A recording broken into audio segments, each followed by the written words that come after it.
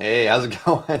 Hey, Albert's not here yet, so we're just going to go hang out and talk about whatever the heck we want to. Welcome to what is it, the 113th CAF update. Happy to have so many of your smiling faces in the chat early as always. Matt Moore, Rick Welch, Marcus, Mr. Red Jack, Sean Wallace, and there's David Barr even. Mikhail, man, everybody's here.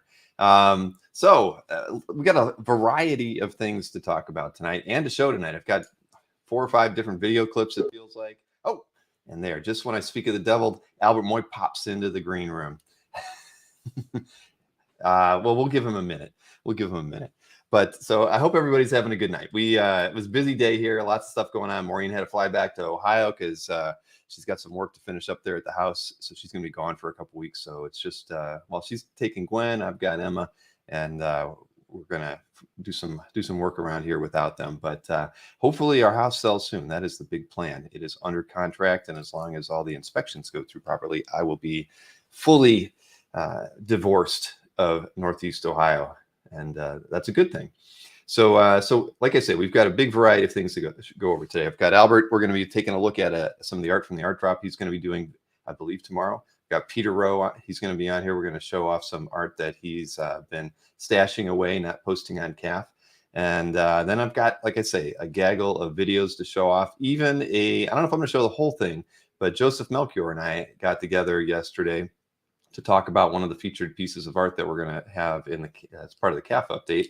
And we ended up talking a little longer than I thought. It was about 20 minutes. I thought it was only 10, but after I cut the video up, I realized there was a lot more to it than I was expecting. But we'll see. We'll see what we can get to tonight. But Albert is ready. He's raring to go. So he's got his phone in hand, but I think he's ready to come on stream with me. Let's see. Hey, Albert, how's it going? Hi, how you doing? I'm doing well, man. All right. How was it was 9:30, you said? Well, I said till 9:30. I said I figure you can get you in there from like 9:05 to 9:30. Like I misread it. I thought you said 9:30. That's all right. That's all right. Okay. You're here now. You got some art to show us and everything too. So before we look at any art, how was your West Coast trip from a couple weeks ago? Yeah, it was eventful. Yeah, just went to Portland and drank a lot of beer. And it was fun. Yeah, it was a good show. Rose City. They had Jim there, and yeah, didn't sell much art, but sold a lot of posters and books and whatnot. So that was good. Then I had a Bruce Timm signing and signed a lot of stuff for a few stores and one of the gallery that had some cells that they needed to get signed by Bruce. So they did that. You did that all in one day with Bruce, or was that over multiple days? That seems like a lot. No, it was just one day. It was 2,000 items in one day. That was a lot. Seemed like a lot. I know other guys sign more books in one day, but I'm not used to doing these signings. It was a little weird for me. Mm-hmm. But, yeah, it went pretty well. Also going to announce that I am selling Bruce's collection of books, toys, stuff that he kept in his office. So it'll be, I'm going to be posting it soon. And it will be in New York Comic Con. I'll have it all in New York Comic Con, all priced out. Wow. So, it's a lot of Warner Brother toys and a lot of rare action figures, some not rare, but they're all signed by Bruce. Some of his comics that he got as, comps. Mm-hmm. Some Matt Love, he did some sketches in some of them. So there's a bunch of items that's going to be at that new at the New York Comic Con. So did you had to bring all those back with you? Did you drive? No, I brought it back for me at San Diego. So I finally unwrapped everything, took pictures. I see. And there was a lot of toys I didn't know what they were, and a lot of toys I'd never seen before. So research was kind of difficult on it. Mm-hmm. So very few collectors knew what it was. It was like some rare Harlequin doll that was like an actual mannequin type thing. It was an actual doll, like I had a ceramic face on it. So I mean, it's kind of cool items, but I just never seen them before. So What I is had he downsizing or something, or what? It just doesn't have well, the room for all the they're collectibles. closing the studios in Warner Brothers. So Oh wow! I think he had to get all the stuff out of his office, and he had to bring it home. And there was so much stuff. His wife said, "We don't need it. Let's just get rid of it." And so he said, "Sure." And I came by and took it all. So Dang. gonna have a lot of that. Also, a lot of new Bruce Timm artwork that's going to be premiering at New York Comic Con, and there will be a Bruce Timm update next week, not this week, but next week. This Friday, I'm going to have a new update, and it should be over 100 items. I'm still scanning right now. I tried to do a newsletter, but it failed. So I did it, and it didn't go through. So I have to type it all up again. Oh, that sucks. Yeah, What time? We had some server issues in the morning. Maybe it happened when I was making some. I don't know what's going on. I did it twice, and I still haven't gotten the that email. So I said, well, I must have did something wrong, or maybe it timed out or something. I have no idea. Anyway, you guys want to see artwork, right? Yeah, we do. Let me make you the primary suspect here. Where we go? Look at that. Artwork. So what you're going to show us tonight is stuff that's going to be in your art drop tomorrow. Yes. Okay. Here's a Jim Lee. And nobody can claim anything tonight, everybody. It's on the site only. Anything at all? Nope, nothing. This is all just showing off. Hush anniversary cover. Very nice. Nice jigsaw puzzle there in the sky. That's cool. Yeah, really nice piece. Let's see another one. What time is the art drop tomorrow? I don't know because I'm still scanning. When the scanning is done. Operation. Let's see. Here's some pieces. You need some scanning assistance over there. Yeah, I do. Oh, wow. It's a big piece. Spider-Man. Really nice piece. Full color. Dang. That's a great piece there. Is that just a commission or is it published in something? No, he just did it for fun. It could be published someday, but right now it's unpublished. It's gonna be it. Sorry, Bill. I really honestly thought it was. It's okay. We like looking at the art. There's a lot of things I wanted to show, but I guess I can't show. Here's Jim Lee. It was used for the bag, San Diego Comic-Con bag. Mm-hmm. So this is like one bag, and this is the other bag. So you got to put it together. So this is another piece that's going to be in the update. Jason D'Ambrosio is saying he'll come over your house to scan. Sure. And you're rocking a CBGB t-shirt tonight. Oh, yes. See, Mike Mignola. Oh, gosh. That's a nice one. 2019 on that one. 2019. Yes, an older one. Oh, what else?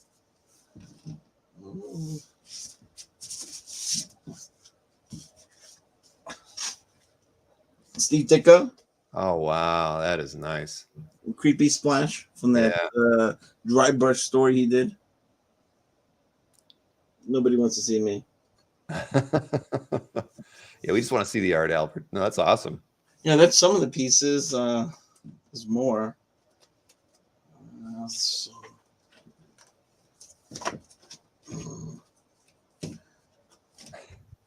Mike Plug. We always like looking at Plug work. Planet of the Apes. Oh, that's awesome too. Yeah, that'll be in the update. Wanted to show. How do you get all this great art, Albert? What's your secret? Huh? What is your secret to getting all this great artwork? Secret? There's no secret. Hard work. Just go out there and go find it. Beat up Mike from getting it. Yes. Well, the fewer shows he goes to, the easier it is for you to beat him out. Yeah, I mean, he doesn't do many shows, so yeah, there's a lot. Sometimes it shows up in cons, and Mike doesn't really like to do shows. He's only doing, I think, New York and San Diego this year. That's true. He did just finalize many shows. So I guess he doesn't have the time, or he's just not interested in doing him. He's trying to feel more like he's retired. But come on, you got a stack of art right there, Albert? What are you holding back for? I still gotta scan some of it. It's okay. There's a book. You're here to preview some good stuff for us. Yeah, I guess so. How come there's not a Dueling Dealers sticker on that portfolio? I only see the Moy sticker. Only more here. Here's a Jeff Jones. Oh, that's going to be preview there. Yeah, wow, that is a good one. Jeff Jones. Roy Krenkel. It's going to be. Whoops! It's kind of moved over. It's all right. Roy Krenkel. More. How did Krenkel do so much work? I don't understand it. Sketched all day long. He had to. Yes, he just sketched all day long. That's all he did. Let's see, what was the other piece? James Siegel wants to know if you're going to include a cookie with every order. No cookies this time. It'll be crushed cookies. It'll be just crumbs if I sent the artwork with it. Let's see. Here's a new artist I'm going to be representing, but man, I got to get a. I don't know if you guys can see this. Who's the artist? Mario. I don't know how to say his last name. It's Foccillo.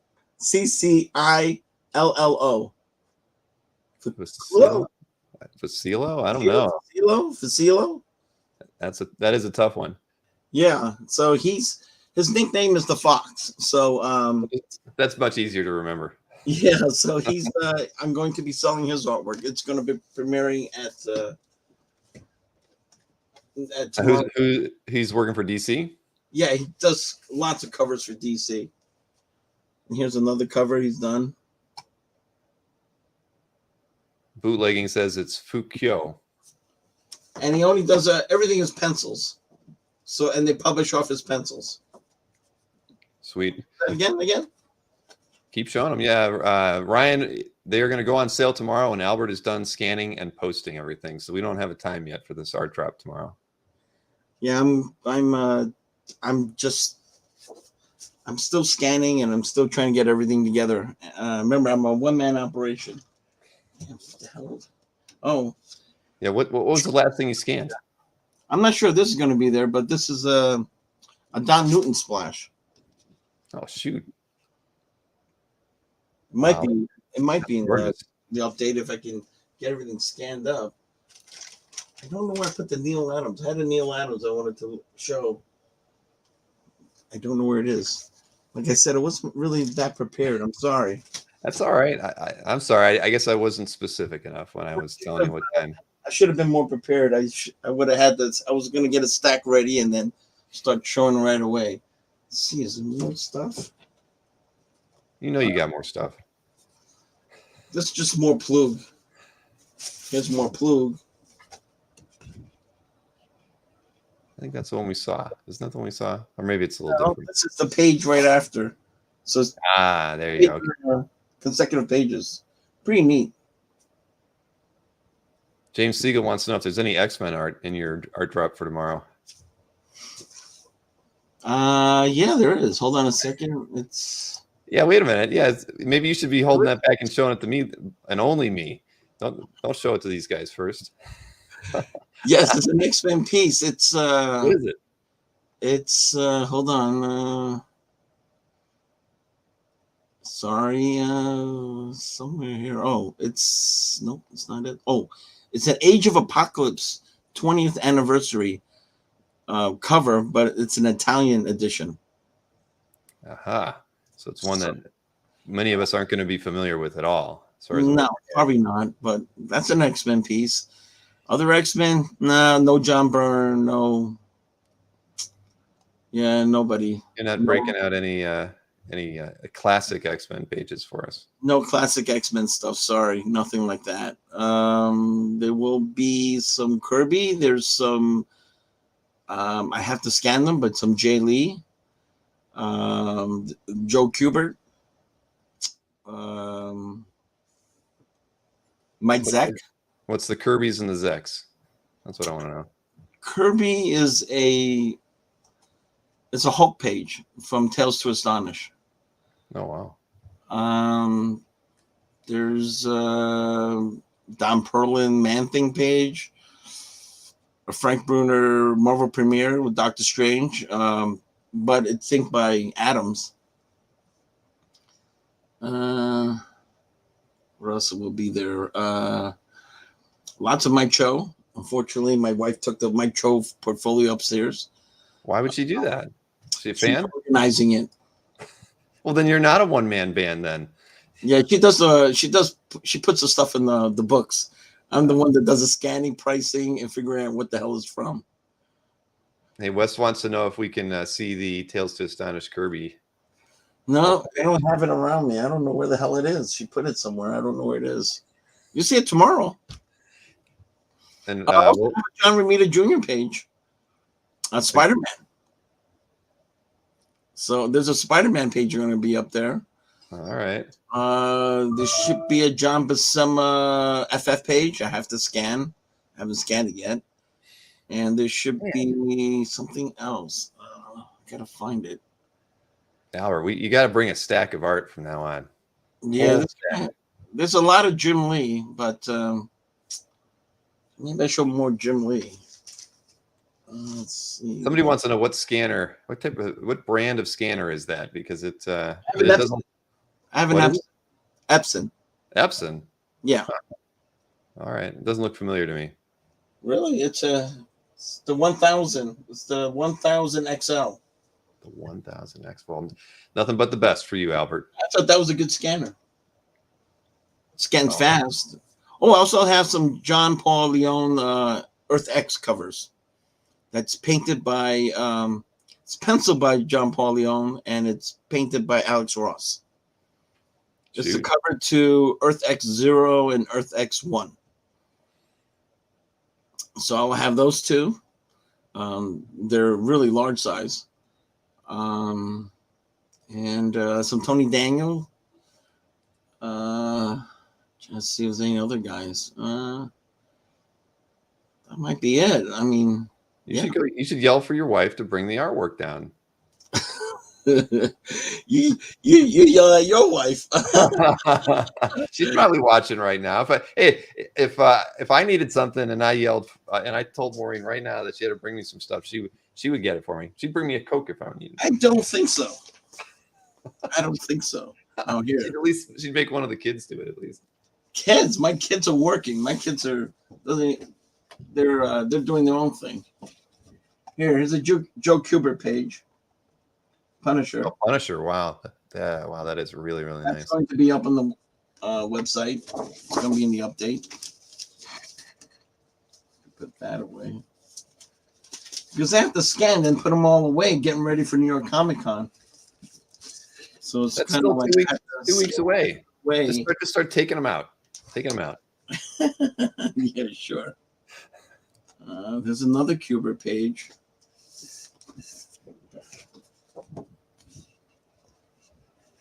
Yeah, that's a nice one too. That other one was better. I like, but this is a good page. Yeah, they're both pretty good pages. They got big panels on it. Here's a really cheapy one that's only $450. Oops, I shouldn't say prices. You're gonna have people emailing you tonight. Don't worry, I won't answer it anyway. Here it is. Well, if you want a affordable Kubert Marvel page, a rare item there. Yeah, I mean, Joe Kubert Punisher, not that easy to find, I guess. Here's another one. Here's another page. Good one. Oh man, yeah, that's a nice one. The second to last panel is cool. What's the Zek art? Justin Porter wants to know. He'll see it tomorrow. We call it a preview, so we can preview it. Let's see if there's any Jim Lee here.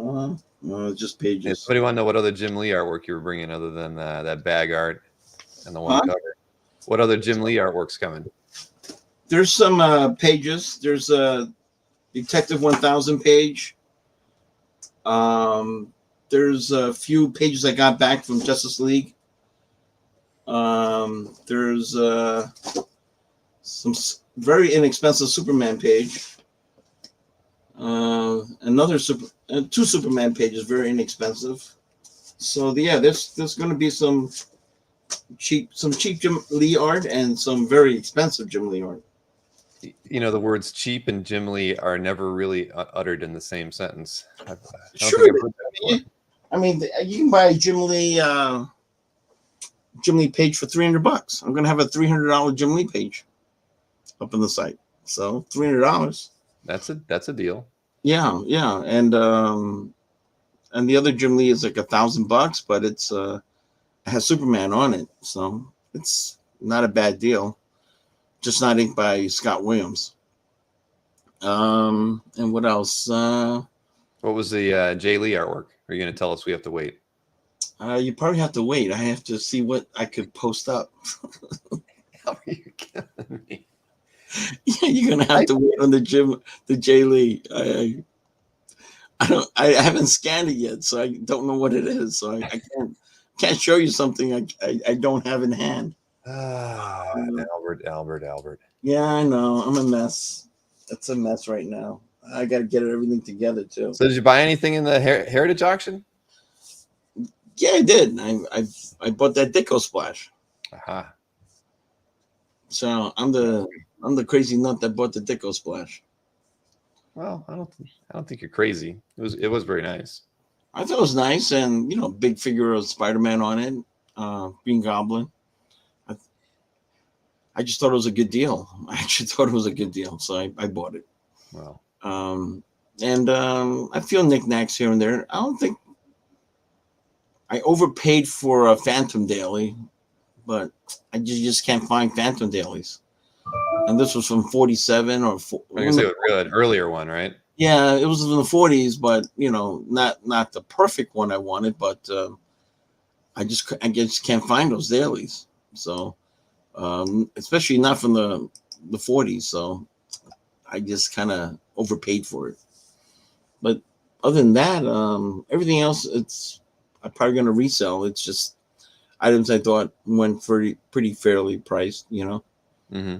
I don't think that auction went that crazy. Well, there were some things that went kind of, I don't understand why somebody paid something for something, but that's what it is. We know your opinions on that. Yeah, I mean, I look at it and say, well, why that and not this Kirby page that's like 1,000 times better, Same period, Mm-hmm. Why buy a Don Heck for 18,000 when you could have bought a beautiful Jack Kirby page for 25,000? I don't understand.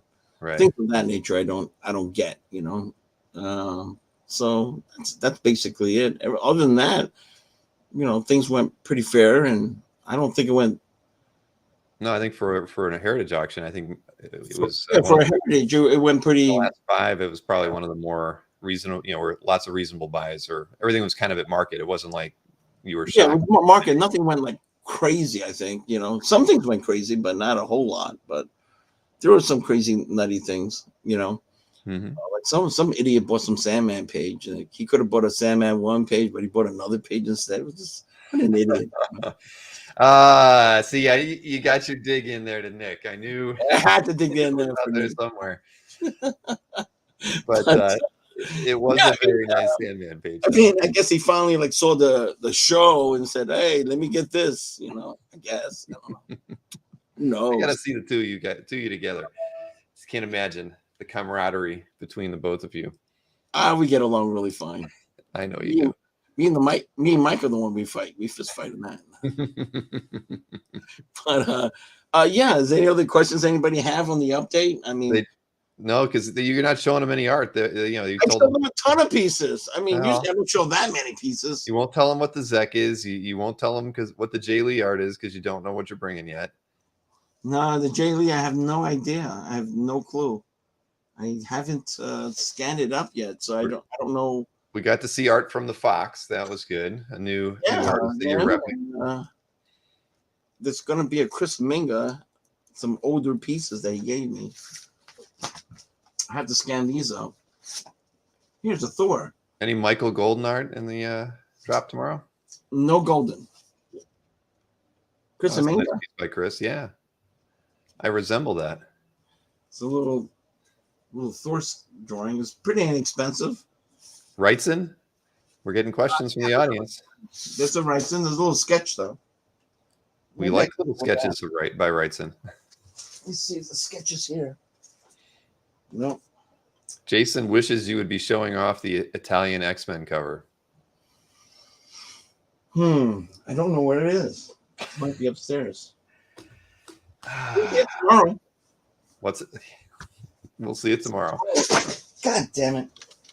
All right. Oh, man. You can see it tomorrow. Now we're swearing. That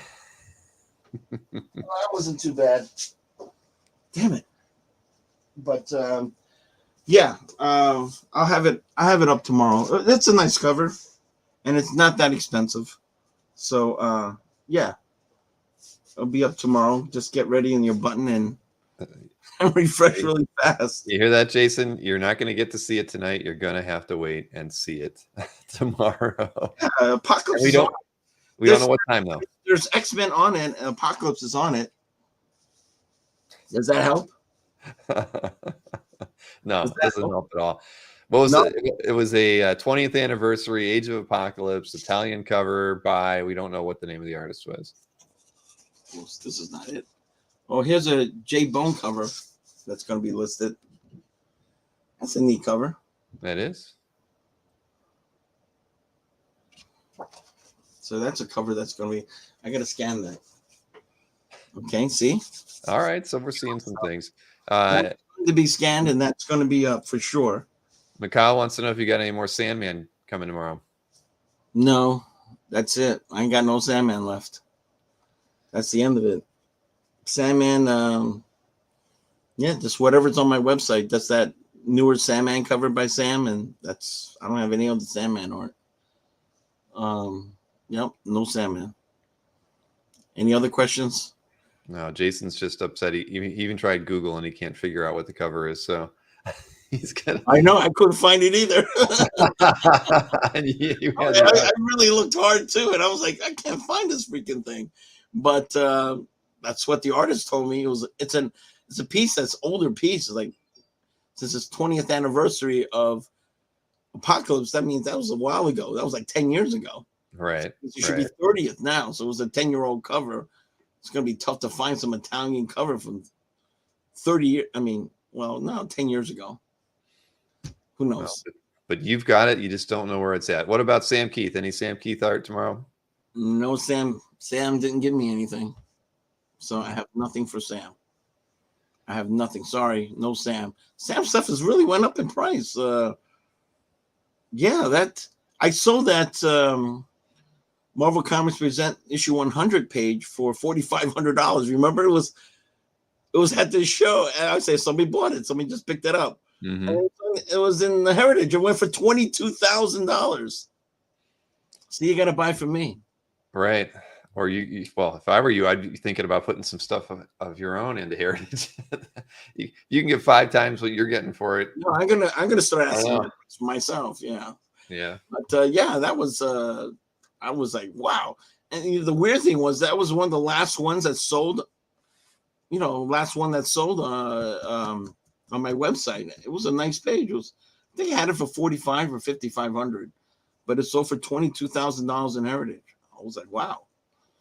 Okay, but there was a really nice splash, and it didn't hit that high either. And I thought that one was maybe a little better because I remember that page had like stats on it. The backgrounds with stats, and Sam kind of drew on the stats. Because he had some of the Gaudi buildings in the background, and Sam kind of drew on top of the stats just to add a little art to it. A little of his flair to it. And yeah, I was a little surprised that went for $22,000, but hey, good for Sam.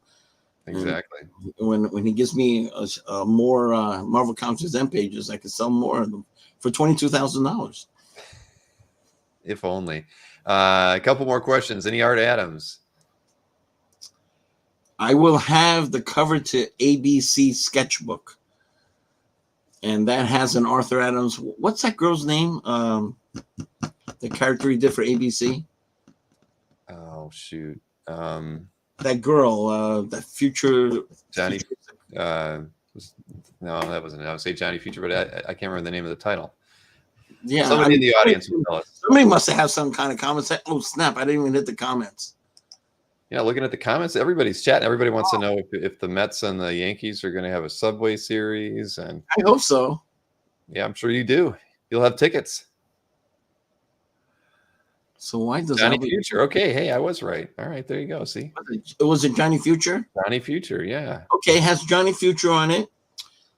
It's the main figure is Tom Strong with Coming Right at You, and that's done by Chris Sprouse, and then Johnny Future is in the background, drawn by Arthur Adams, pencil inks. So that character's there. Rick Veitch is drawing his character. What was that character called again? Veitch's character? Gosh, I don't remember the name of that character. It's been a while, so I only read it when they came out. On it. Gene Hod's on it with top 10 characters on it. Kevin Nolan with his character, and that was God. What was that kid's name? The one with the glasses. I take it this is an oversized piece. It's gigantic. Yes, it's like 18 by 24 or something like that. Well, we would have really liked to have looked at that tonight, Albert. Yeah, I mean, unless you want to look at a back screen, blank screen. If you want to give me, I tell you what, you want to give me a 5-minute break and I show back up with the art because I think it's in another room. No, we can't do that. I got too much. I have so many things to do tonight. Sorry, man. You'll see it all tomorrow. It's gonna be tomorrow. But George Perez, any George Perez art? Last question. What the next season? I'm getting ready for the next season for sure. Well, what about Perez? Dinner. I ate nothing for dinner. Next. So George Perez art. Any George Perez art tomorrow? Absolutely no George Perez art. Man.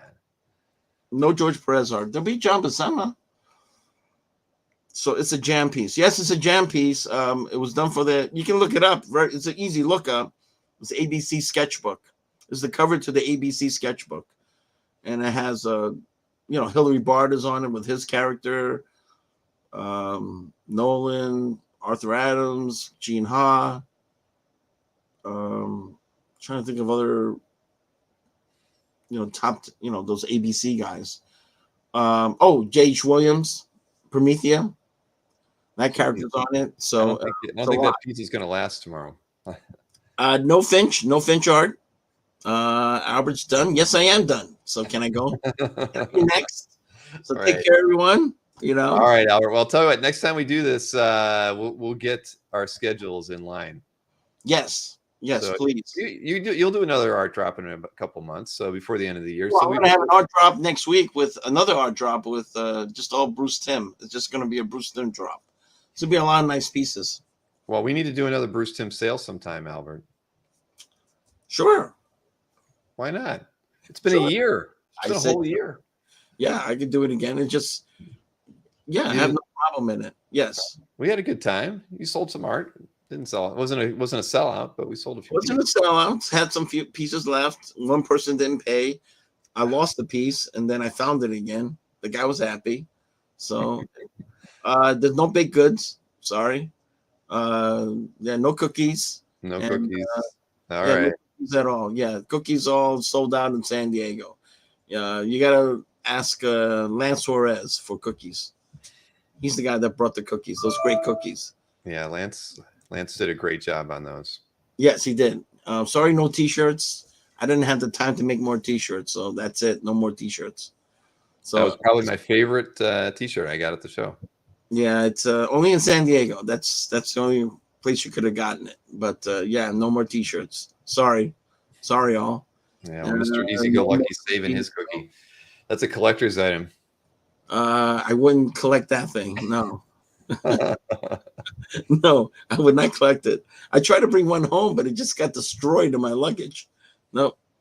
Free what? Knicks tickets with every purchase. No, that won't ever happen. No, that's What not about going to. stickers? There'd be stickers when you buy stuff. Yes, I have stickers left. That's Is good. Bruce Tim doing OMAC? Nope, he didn't do OMAC. Sorry, no OMAC. No OMAC No, pinups it's from Tim. great. Thanks, Marcus, for what? Why is Marcus booing? Oh, because a T-shirt. He stole a bunch of T-shirts from me.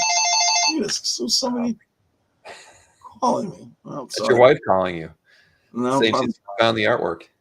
no. No. That was me last stuff. Oh yes, Jason, it was your piece. Sorry about that, but I did find it later on. Yes, you did. Yes, he was happy later on. Pick up the phone. Hello, you reached 718. Okay, I'm gonna hang up on this one. Yes. Oh man. Well, listen. Whenever you want to come on for an art revealed preview, let me know. I'm happy to have you on here, Albert. I'll give you any time you want. Yes, it's an FF page. It's a really good page. Nick Barucci. He knows I'm on.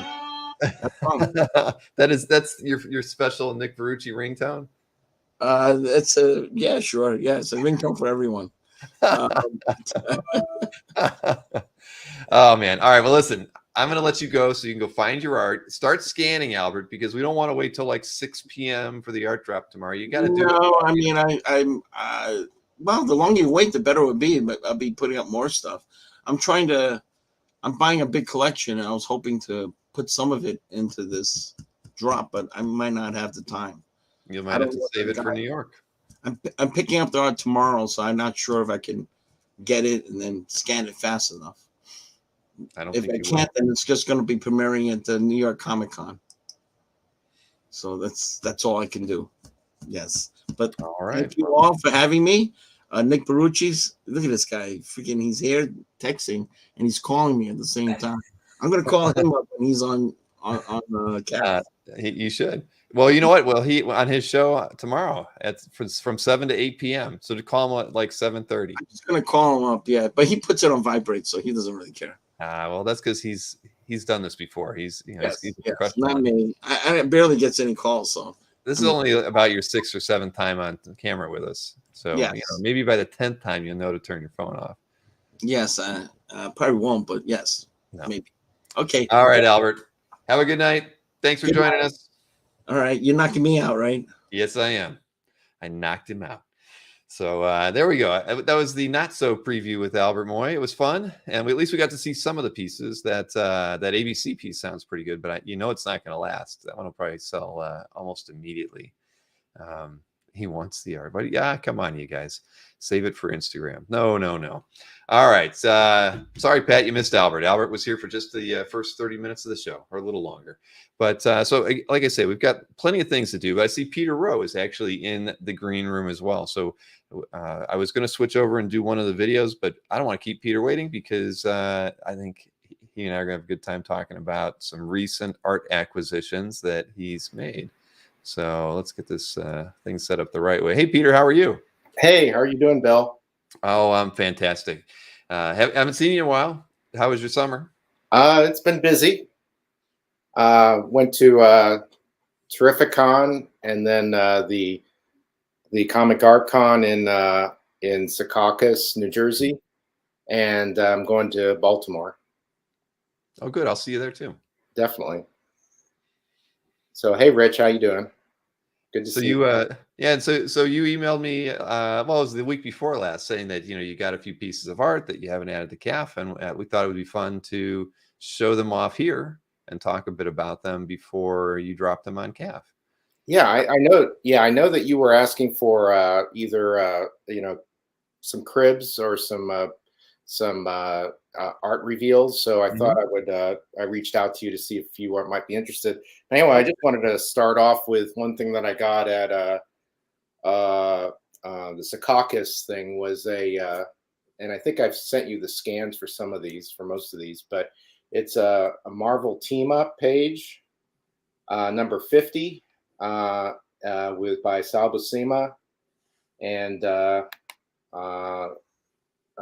let's see, I'm sorry, and Mike Esposito is the inker. And the reason I picked this up was I really enjoyed the John Romita Jr. Straczynski run on Amazing Spider-Man, where there was a lot of interaction between Doctor Strange and Spider-Man. And I've liked the pages that where there's a lot of comedy or some wit being exchanged between Spider-Man and another character. And this one seemed to fit the bill to me. So, and of course, it's Marvel team up, and I really enjoyed the Marvel team ups as a kid. No, this is a gorgeous page. When I saw it, I was like, man, that's the kind of page I'd love to have. I mean, especially with the Spidey Doctor Strange interactions there, but then you even get Iron Man on top of everything else. So yeah, this is it's beautiful. I got your email with the color images. Too late to kind of put them into the slides as well, but yeah, that's a keeper right there. I mean, I love that one. Yeah, it was hard to pass up. It was a late acquisition at the con, and I know my ride was I was with Mickey and DJ, and so they were giving me a ride back to DC. So they were very nice to hold off and give me a chance to agree on a price with the dealer. So you had to do a little bit of haggling on that one, huh? Well, yeah. And I paid more than I wanted, but that's the nature of the business. Right. Well, I mean, but you got a great piece of art. So at the end of the day, it was probably worth the haggle. But how long did it take, though? Tell us what the marathon was like. Well, there was another person that the dealer had negotiated with, and it had been probably for a couple hours or for a good part of the day. This one, it was he sort of walked me through the negotiation, essentially held my hand. So I mean, he was trying to coax me to come to a price that would be agreeable. So we got there. It wasn't that bad. It was probably 20 minutes, half an hour, something like that. Well, but he went down a little bit. He didn't. You were able to at least get a little bit off of his asking price. Oh yeah, he had priced it not to sell, actually, because he had practically the full story except for the page one splash. Oh wow, I'm surprised that well, then I guess you're lucky to have gotten it then. So at the end of the day, I think so. No, that's a good one.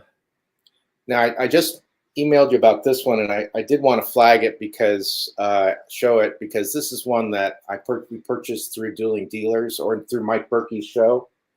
Oh yeah, that was the Hawkman page. Yes, Brave and Bold Hawkman. Oh man, that was really, really nice. So it's all Kubert art, which really appealed to me, and the fact that it was it was Hawkman, a classic character, and the art is the art is just beautiful on it. I did send a scan to you also. Yeah, I can't. Well, I can't pull it up, unfortunately, on the screen with me. But yeah, and I'm because I can't make a slide on the fly, unfortunately. But yeah, that thing is, those last two panels with Hawkman on it too are stunning. Oh man, look at that. No, I remember that page well. That was that was from about 5 or 6 months ago. But that thing was gorgeous. Yeah, that was I saw that and I jumped because that was usually I tend to pause and hesitate, and then it's too late. But that one I definitely saw. I wanted to pick that up. The next one, I as you know, I'm a big War Comics fan. Mm-hmm. I enjoy those. As a kid, I enjoyed the War Comics, particularly the Dell and DC comics, and so I thought I would show off one that I bought at Secaucus, New Jersey. This is a Jerry Grandanita page with inks by Joe Giella. That was it was stunning when I saw it. It's a great piece. The art is really wonderful. There's some really nice ink work on it. And the story is interesting because it was at the time when this piece was, I think, this came out in 1953. So it's towards the end of the Korean War. And so this is the title is Pusan Pocket, which is it's a Korean War story, and it's essentially these guys are going to give this. They're stranded with their unit behind enemy lines. They're going to take these enemy maps and Walking Wounded back to their lines in a Jeep, and they come across in the story. They come across they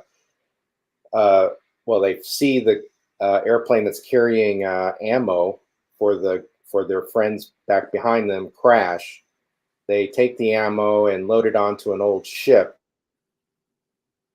junk, and they fight up the river to deliver it to their friends. So this was a pretty nice story. Jerry Grandanita did a lot of war comics, not necessarily the first feature. This is in Our Army at War, an early one, number 8. Mm-hmm.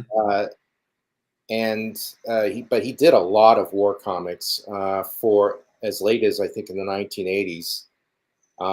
And he also, I believe, was a co-creator of Mademoiselle Marie in the war comics. I think that was in Star Spangled War Stories. So he did Our Fighting Forces, Our Army at War, Star Spangled War Stories, All American Men at War. But he also did, westerns, crime, science fiction, mystery, suspense. He actually succeeded Neil Adams on The Spectre, and his career was sort of all over the map in terms of companies that he worked for or as a freelancer. But perhaps most interestingly, he worked as a ghost for Eisner on The Spirit. So his art mentor was definitely Eisner. Wow. No, well, this is a gorgeous piece. So, tell me, Peter, how long have you been collecting? So 2003. Okay.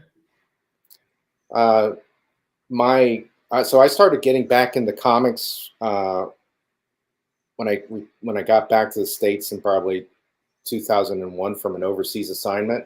I was in the State Department, and I just got into comics again. And then the comic book store manager was someone who was collecting sketches. And I thought, well, that's pretty neat. That looks really cool. And he was always talking about sketches that he was getting, artists that he was seeing. He would introduce me to a lot of new artists, like Rags Morales, for example. And so I think my first con was perhaps a Big Apple con, where I asked Gene Colan to do a Captain America head sketch for me. That's a nice place to start with Gene. He was always a very friendly and welcoming gentleman. At every show I saw him at. Yeah.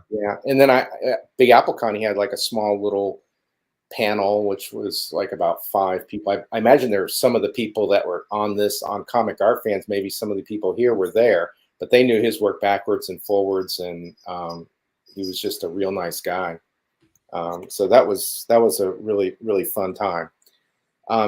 The next piece I got is another war piece. It's totally unexpected. It's the Saga Lucky 7 for Tower Comics. And what appealed to me, I got this on eBay, and what appealed to me was just it was really nice art by Mike Sikowski. And it really just was wonderfully done. And it is a splash page. The comic is hard to find because Tower Comics, it's called Fight the Enemy. And it was done in August 1966. Inks are by Frank Giacoya and Joe Giella. So that really was a very nice piece. And I haven't been able to find anything online about the interior art of the Tower of Fight the Enemy Tower Comics, but it was I certainly liked the men in the Jeep going to the probably the B-24 for their next mission. Now this is when I saw this one, I was blown away. It is an awesome title page to the story. I like the guys in the Jeep too, but the profile on the plane is just awesome. Yeah. It's totally cool. I mean, this is a great pickup. Lucky 7. Lucky 7, exactly. And I can't go without without talking about war comics beyond Russ Heath and Joe Kubert without talking about Sam Glanzman. And this is a Air War Stories piece that I'm really bad at this, Bill. Okay, That's there. okay. Thank you. Yeah, I have to mirror image myself here. That it was done in Dell Comics. Air War Stories is number 5. Um, this is from 1965. It's a World War One story about an American aviator flying a French fighter plane, biplane. But he's a real nut, and A Nut in a Newport is the name of the story by Sam Glanzman. Sam, is really well known for his USS Stevens autobiographical stories that he did in the DC War comics that were eventually published. I think Larry Hama did a forward for a compilation of those USS Stevens stories. They're really quite nice. I remember also Sam for doing the Dell Combat stories too. The Dell Combat comics one was really grim that I read as a kid about an Allied fleet, a set of armed surface ships early in the war that get hammered by the Japanese Air Force and Navy, and they all get sunk. And it was the art on it was just tremendous.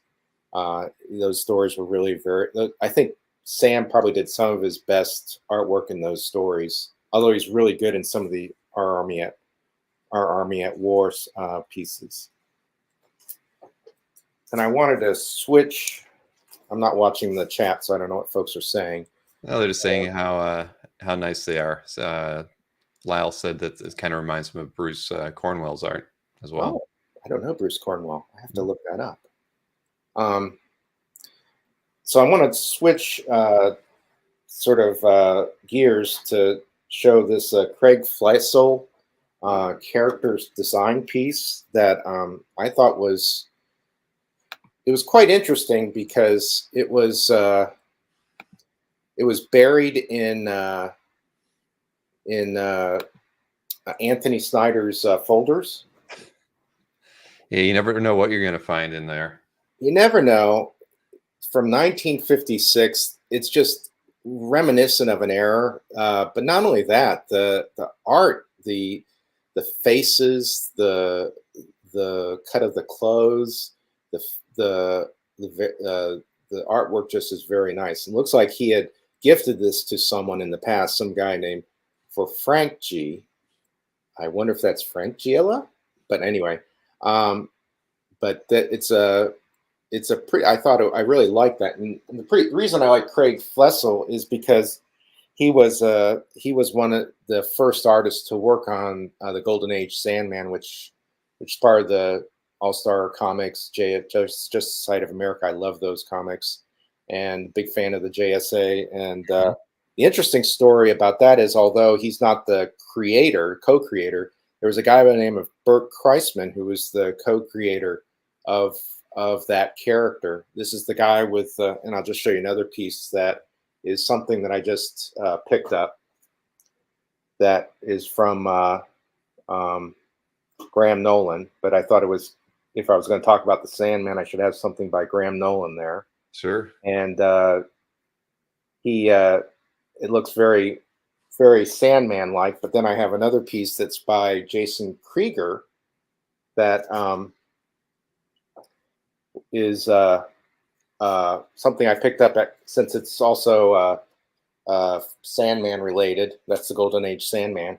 And that was picked up through the $150 sketch that you could buy, that everybody could buy through the Comic Art Fans last May. Right. Comic Art Fans Virtual Con. This I got back from Jason Krieger, and it's amazing. I really love that thing. He did a wonderful job. No, he did. He was the two pieces he did were fantastic. So yeah, that's it. I mean, I was impressed. I was like, shoot, if I could get anybody, Jason would be a really good person to have gotten on the random pick there. So you know what other character he did? Gosh, what was the other one? I don't know. I've still got scans of everything, so I'll look it up. I could send you a scan. Yeah. But they both were. And then I met him at San Diego as well, and he showed me some of his other work. And yeah, I mean, I was just impressed. I wasn't really familiar with his work before we did the mystery sketch thing, and yeah, he's very, very talented. Yeah, I was very, very impressed. Just Stephen West. Yeah, Burt died in World War One. Burt Kreisman, the co-creator of this Golden Age Sandman, died when he was a Flying Tigers volunteer for China against the Japanese invasion, and he died early on while he was with the Flying Tigers. That was even before we were officially in the war after Pearl Harbor. I don't collect any art from the era of British war comics because I have simply not seen any. I've seen some pieces that have been done by Garth Ennis, some of the Garth Ennis books, but I wasn't really. They were wonderful aviation pieces, but I didn't pull the trigger. I've got some aviation pieces. I mean, if I could give them to you if you want. Honest to God, I've got a few pieces. I just bought them a long time ago for. It was just a spur of the moment buy because I really enjoy. They're kind of like they're all the planes are kind of in profile, and they're done really, really well. They must have been done for some kind of a book on fighter planes and whatnot. But there were many different eras. But honestly, I'll bring them with me to Baltimore. You'll be happy. I've had them forever, and I just was like, nobody is ever going to want these. I don't know why I bought them, but it was something I bought early in my collecting career, probably right around 2003, to be honest. And they were an eBay buy. Somebody just had a whole stack of them, and so I bought them all. Oh, it came with even like sets of like what would have been painted on the side of the plane. So there was and there would be like 8 or 9 paintings of those on a single piece of illustration board. So yeah, I'd be happy to give them to somebody who would appreciate them. Thank you. Jeez. Nope. No, my pleasure. I'll bring it. I got to make a note. I'll kill myself if I forget now that I've said that. Oh, no, I got to respond in kind. Okay. I have to find an appropriate gift. But actually, there's just a new British war comic that just came out, Battle Action Comics, by Garth Ennis and a bunch of British artists, that just came out maybe in August or September in the U.S. Hardback. It's taking some of the stories from famous British war comics, Battle Action or Battle, and then Battle Action Comics, and including I don't know if anybody's ever heard of Johnny Red.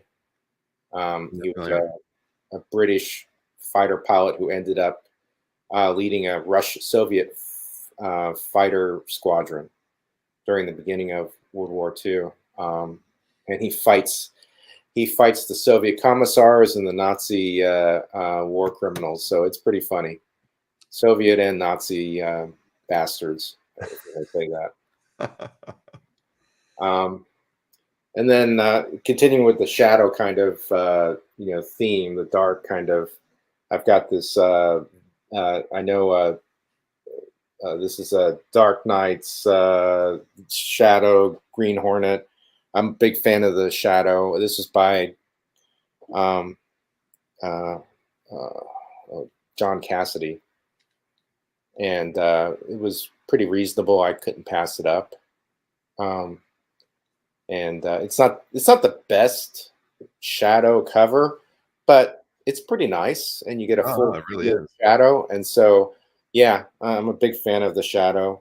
He knows the evil that lurks in the hearts of men. Yeah, Cassidy is really good artist. Yeah, and Nick, that's from one of the Dynamite books. So yeah, so Nick would know. Yeah, and then I did want to just reveal I have a John Romita sketch. He was doing sketches at Terrific Con and Heroes Con, and they were very pricey, but I did get a Spider-Man pencil sketch, crawling down a wall. That's nice.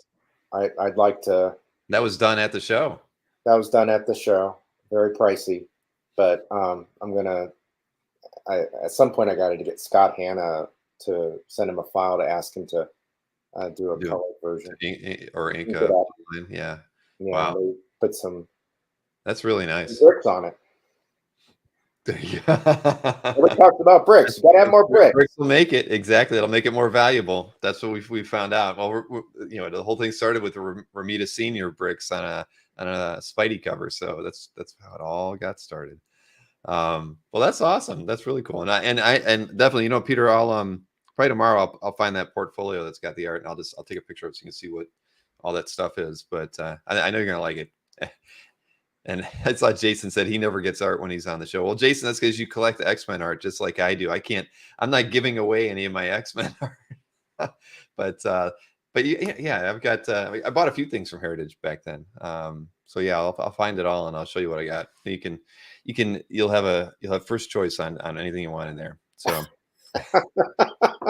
I'll tell you, you'll be surprised. They are very cool. They look like old like model paintings, you know, as if they were, you know, for something that you know, would have been a model kit kind of thing. But it's either that or they were done for some kind of cool book, you know, that was talking about fighter jets and things. So, but Peter, this was good. I'm glad you got in touch. I mean, and everybody else, you know, whenever you you know, got art that you would like to share here first, I'm happy to do art reveals on the show versus you know, having you do them on CAF first. It's always fun. We get the chance to chat. Yeah, and Peter, this is a great. I'm glad that you did it. I'm looking forward to seeing you again at Baltimore. Definitely, I'm looking forward to seeing you and a lot of other guys, a lot of the other ladies and gentlemen of the collector community. I've seen a lot of people on the chat, and I really look forward to associating some names and faces. I mean, I pass by people at cons and I don't know who they are. And then somebody says, "Oh, did you see so and so?" And I said, "Oh, who's that?" And I didn't see him. So yeah. Oh, and Rich Cirillo will be there. And Lyle said that he wanted to thank you for showing up and showing off your amazing art as well. Well, thank you. I certainly appreciate all you guys for sharing all your knowledge and your art through CAF and through these shows. I've benefited a great deal. Even as have I, Peter. Trust me, I've learned a lot doing these, a lot more than you know, I would care to admit. But it's true. But every show we learn something new. I think whether it's just you discover a new artist or a different way to appreciate the hobby, and you know, it's really been a blessing to kind of have all these the opportunities to hang out with everybody in here and to learn from their experiences. So did we see Peter at Heroes? Yes, we did. Peter was in the photograph, I believe, right? The big group shot that we did. I was wearing the Kirby Godfather T-shirt.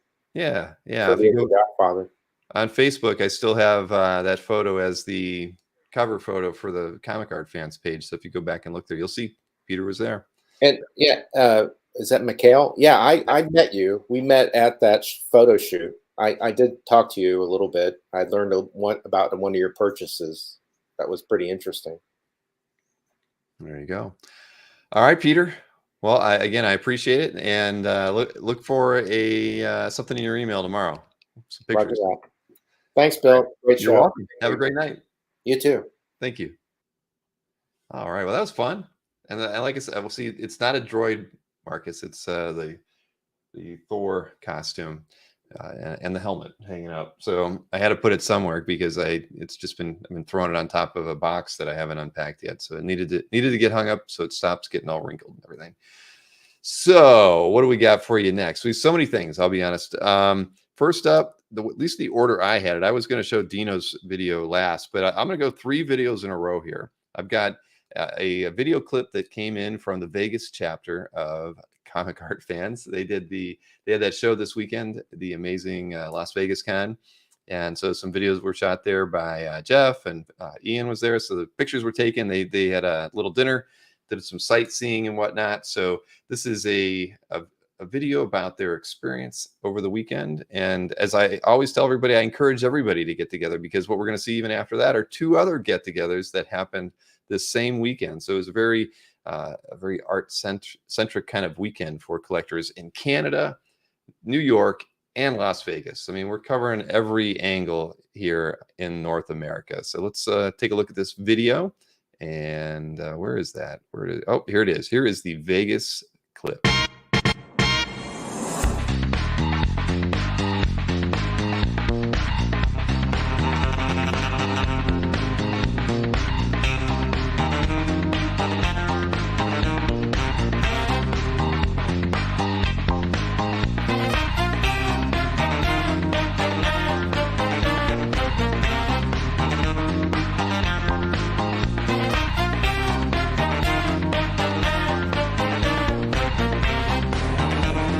Hi guys. Hey, how's it going?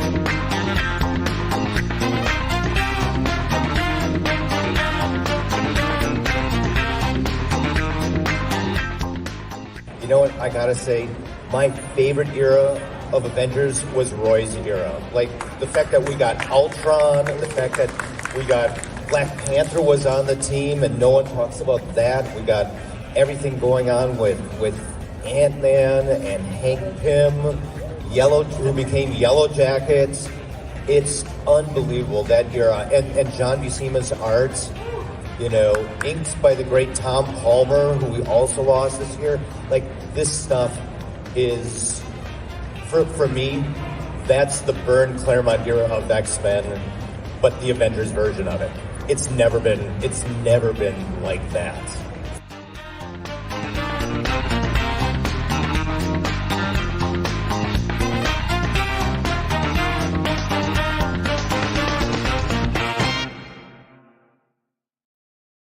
God, oh my God, what's happening here? Oh my goodness! What was happening, Vegas? Oh my goodness!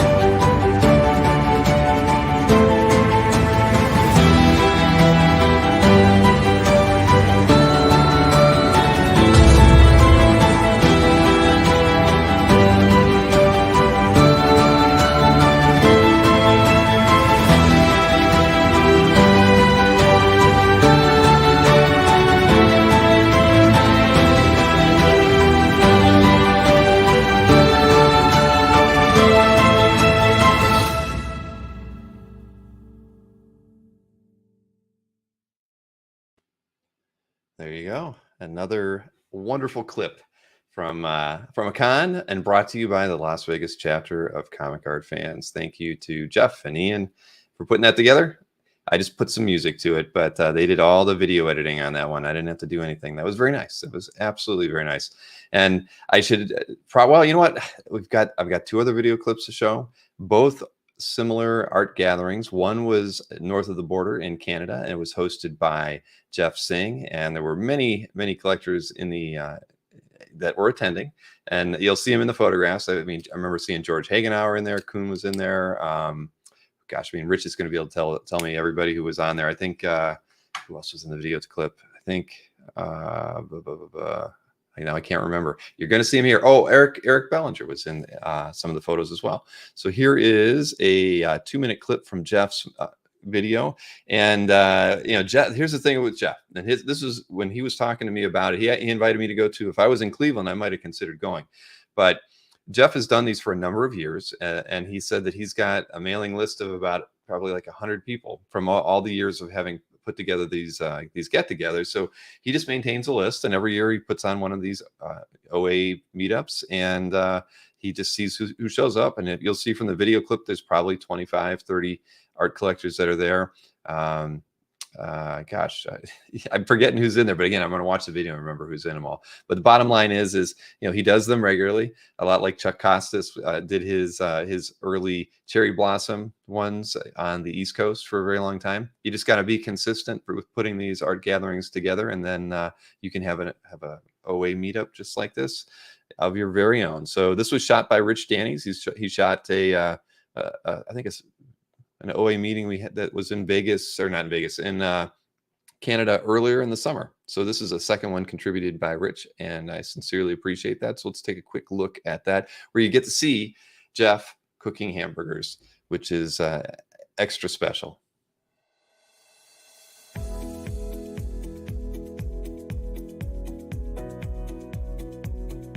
Stuff, but type like quality stuff's being recognized. That I got for $7. That is a lot of stuff. And it does bring up higher price rates out stuff too at one time. This is an amazing It was hard to find. There's no one What's the story on the Daredevil here? Was this new? It's a commission. I've had that for Oh, okay. show me something I haven't seen before. The like show you X-Men you haven't seen, the Wally Wood things you haven't Which seen. where it was?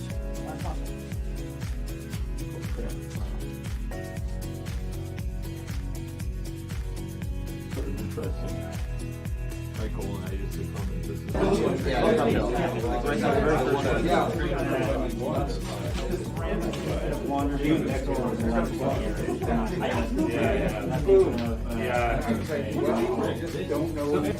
Ah, damn, caught ya. Yeah, did you? You should probably have like, All right, You guys have to take that one over again. sorry. 2,000, 3,000, 4,000 hammers.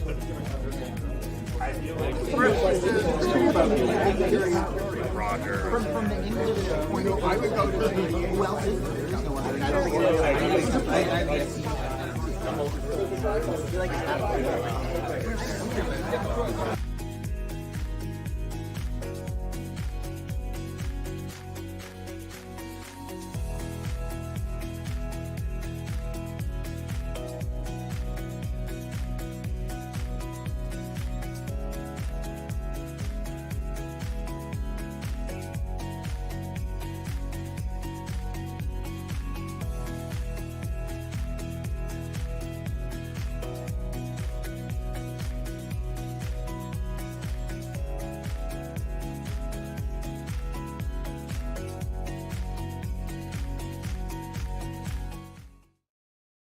Costco burgers are all right. So thank you for Jeff for putting on such a great event, and for Rich for taking the pictures and sharing that with me so I could put it here on the channel. So again, it's always fun. But that's the kind of thing I want to do here in Florida once we're finally settled. Like I say, Maureen's back in Ohio for a few weeks, and we're still unpacking. But my goal is to have something here sometime this fall. It's probably looking more like November at this point, at the rate I'm going. But yeah, Jeff has always, I've heard about his get-togethers for a very long time, and So he's got the experience, and he clearly has the facilities for a really nice get together like that. That patio was great. He has I guess he had that. You could see like a giant indoor pool. So he could make a pool party out of it for everybody, but no art in the pool room though, I don't think. So a keg party at my house. Yeah, we could have one. We really could. So so I have the video clip from New York. Now this one was filmed. Well, actually, is it any film? No, it's all photos by and large, but great photos taken by Dino. Jason was there. Who else was there? Larry was there. I actually wrote this one down. Dan Poddick, Bill Johnson, Nick Atratis, Zadek was there. So it's a who's who of New York collectors who are hanging out at this particular gathering. And Dino did a great job putting the pictures together. The whole event was hosted by Sideshow Bob, and I hear he puts on a really good party. I think he's actually maybe doing something again in the near future. But this one, let me go ahead and show this off, because I put some good music to this one, because this was like a rock star extravaganza. If only we could see some of the art, because they actually had to blip it out so we couldn't see it, because it was for the eyes only of the people who were there. So we don't get to see some of the most amazing pieces that were there, but Jason did. You'd have to hit Jason up and find out what it was, but he's probably been sworn to secrecy. I think they had to sign an NDA before they went into this meetup. But here, let me give you a taste of what you missed out on from Sideshow Bob's meetup.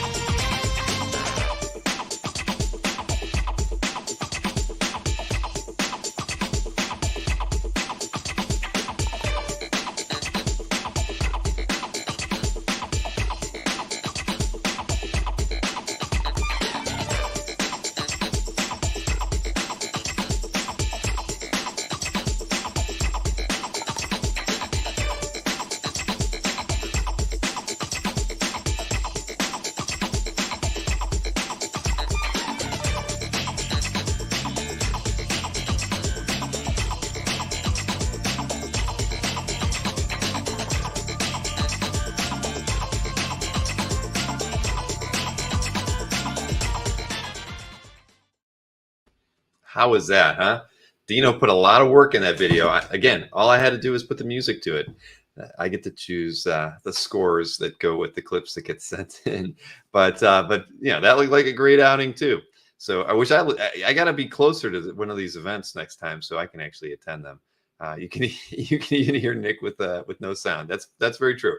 So who else was there? Rob Estella, I saw him there, and who else was there that I'm missing? Jolie, I think, was in there. So a couple other people. You have no clue the art. See, but I have no clue. You have no clue the art that was there. I like that X-Men piece that you were holding next to Zadok, though, Jason. I bet that felt nice in your hand. That was pretty cool. I was impressed by that piece for certain. So thank you, Dino, for putting all the hard work in on that, and for Sideshow Bob for hosting a very, very nice outing. It looked like everybody was having a good time. That's the Foom cover. Yeah, I knew it looked familiar, but I couldn't remember what it was from. So cool. Very, very nice piece. Jolie, that's right. Yep. But there were a couple of people there that I didn't recognize too. And I don't know if Dino had names. Who was Dylan? I don't remember. I saw the name on a slide, but then I didn't know who that was. And I probably should. I don't know. But hey, you know what? I have been missing out on opening packages. Byrne and Brent Anderson X-Men covers were there too. You guys are killing me. You guys are killing me. Predates the Giant Size X-Men. Holy, well, now I'm really disappointed that I wasn't there. So that's right. Gene Park was there. I didn't see pictures of him inside the no, there was a picture with him inside the house. I've seen him at the dinner table though. Fish came later. Not in time for photos though. Dylan is DJ on CAF. Oh, all right. Nope. Now I know. All right. So hey, I got a mail day here. We got a few things to open. This one just arrived today. I believe that this Jeff Wedding is responsible for this one. It came from a place called Studios B3 in Mesa, Arizona. So let's find out what's inside. Still can't find the knives that nice. The blades that I got from Mikhail. They are packed away really safely, but they are my favorites because I will never cut myself with them. But here we go. Let's see. A little housewarming gift from Jeff in Las Vegas. Thank you, Jeff. Let's see what we got in here.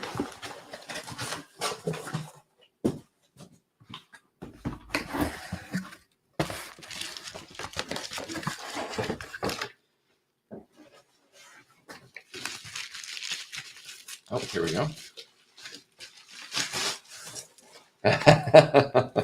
Oh, it plugs in to a USB from Star Wars Celebration. I've got Yoda. I'm actually gonna be showing off a piece of Yoda art later today, and it's signed. And let's see, can I make out the signature? Can't make out the. Actually, you sent it to me in an email. I think you sent it. Well, Jeff, I'm sure if you're still there, please tell me the name of the artist that signed this one. Because that's it's like a light box kind of or picture box. There's several artists that I know in the sci-fi fantasy world that do art pieces just like this, where they kind of layer cut paper to do things, and that is exactly what we got going on here. So let me show it a little bit closer. A lot of reflection off of all my lights and everything, so it's kind of hard to tell. But there you go. He's using the Force. Thank you so much, Jeff. This is awesome. I can't wait to plug it in. If I had an open USB port, I would do it right now. But I've got one of those USBs with 8 slots in it, and they are all full because every light that I use to kind of light up the room is running off the USBs. So thank you so much, Jeff. Spencer Brickerhoff. All right. Awesome. Jeff, you're the man. Thank you so much. And, I owe you a drink or two the next time we get to meet up. Yoda man, Jeff says, "Goo." All right. Now I've got 3 packages from Anthony Snyder. The one I had last week and I forgot to open it. So I don't even know what order I'm opening these. These are all pieces that I picked up. Well, 2 of them are ones that are for me, and one of them are for my kids. So don't act, and it's not My Little Pony, all right? Not My Little Pony, but still it was not for me. But actually something that should have interested me. Let's see if I can figure out what Anthony did here with this. Did he send me an empty? No, he didn't send me an empty one. It just wasn't well packed. All right, here we go. Portfolio and stickers from the Snyder Man. Let's see here. He actually sent me Dueling Dealer trading cards. One side. Oh no, they're both with Berkey and they're signed. My gosh, the things he does. All right, so this, and I don't know which issue this was from. Anthony showed it to me, and I just said I'll take it because I like Brian O'Malley's work and Scott Pilgrim. And let's see, does it say anything on the back? No, it's signed by Brian on the back with the date 2015. so I'm going to have to do some research to figure out which book it was from. But yeah, he showed this to me before a show, and he said, I just got this in.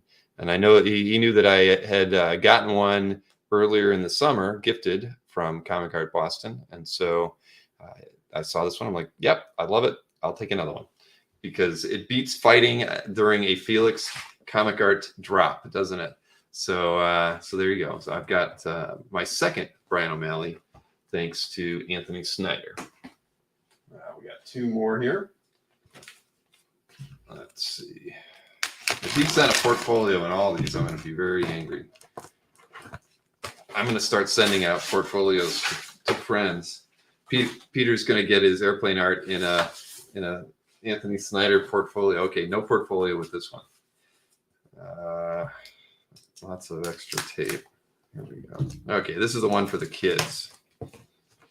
My son was a big Power Pack fan, and we would go out. We were trying to get him into comics when we weren't buying him like Sonic the Hedgehog books and what other comics were we buying him? And probably Pokemon related things. We were buying him these Power Pack books, and one of them was a series of stories with Wolverine in the Power Pack. Now Wolverine is not in any of these. Probably Jason D'Ambrosio owns all the ones with Wolverine in them, but here, I can show these off. This is page 3 piece, and I don't even think who was the artist on these. Bullock? Or no, Scott Koblish. Okay. So it's Scott Koblish art. That's one page. And what else we got here? There's another one with the kids. So then there was actually a third. $200 for all 3 pages. Look at that. That's pretty good. I actually like that page, probably the best. So there you go. The kids have added art to their portfolio, thanks to Anthony Snyder. Now, final piece. This one's for me. Anthony actually, I hate to tell you guys this, he actually had it in a Dueling Dealers set, and I made him take it out because I was like, all right, I wanted one of these so bad. And again, a Felix artist, an art drop that I'd forgotten about, like I typically do, and he put it in there, and initially I wasn't going to say anything. I mean, I saw it and I was like, oh, I love it, but I'll let it pass. And then Maureen saw it, and she remembered that I'd mentioned something about this artist before too. And so when she saw it, she came to me and she was like, why aren't you asking Anthony for that artwork? And so I did. I asked Anthony for it, and he was willing to sell it to me and swap it out.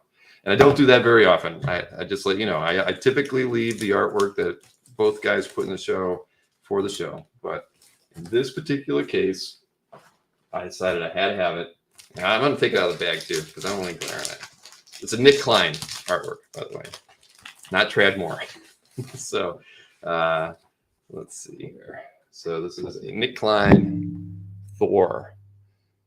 Really happy with this one. Look at that. I mean, I love Nick Klein's work. He was on Comic Art Live, the May show. Lots of fun to interview and chat with. Got to talk with him a bit in the green room before and after his panel. So yeah, this is just a super fun page, and I love Nick Klein's stuff. So if I couldn't get a pair of goats, having Thor interacting with his hammer is perfect. Yeah, that's awesome. So there we go. Angry Mjolnir. Yes, exactly.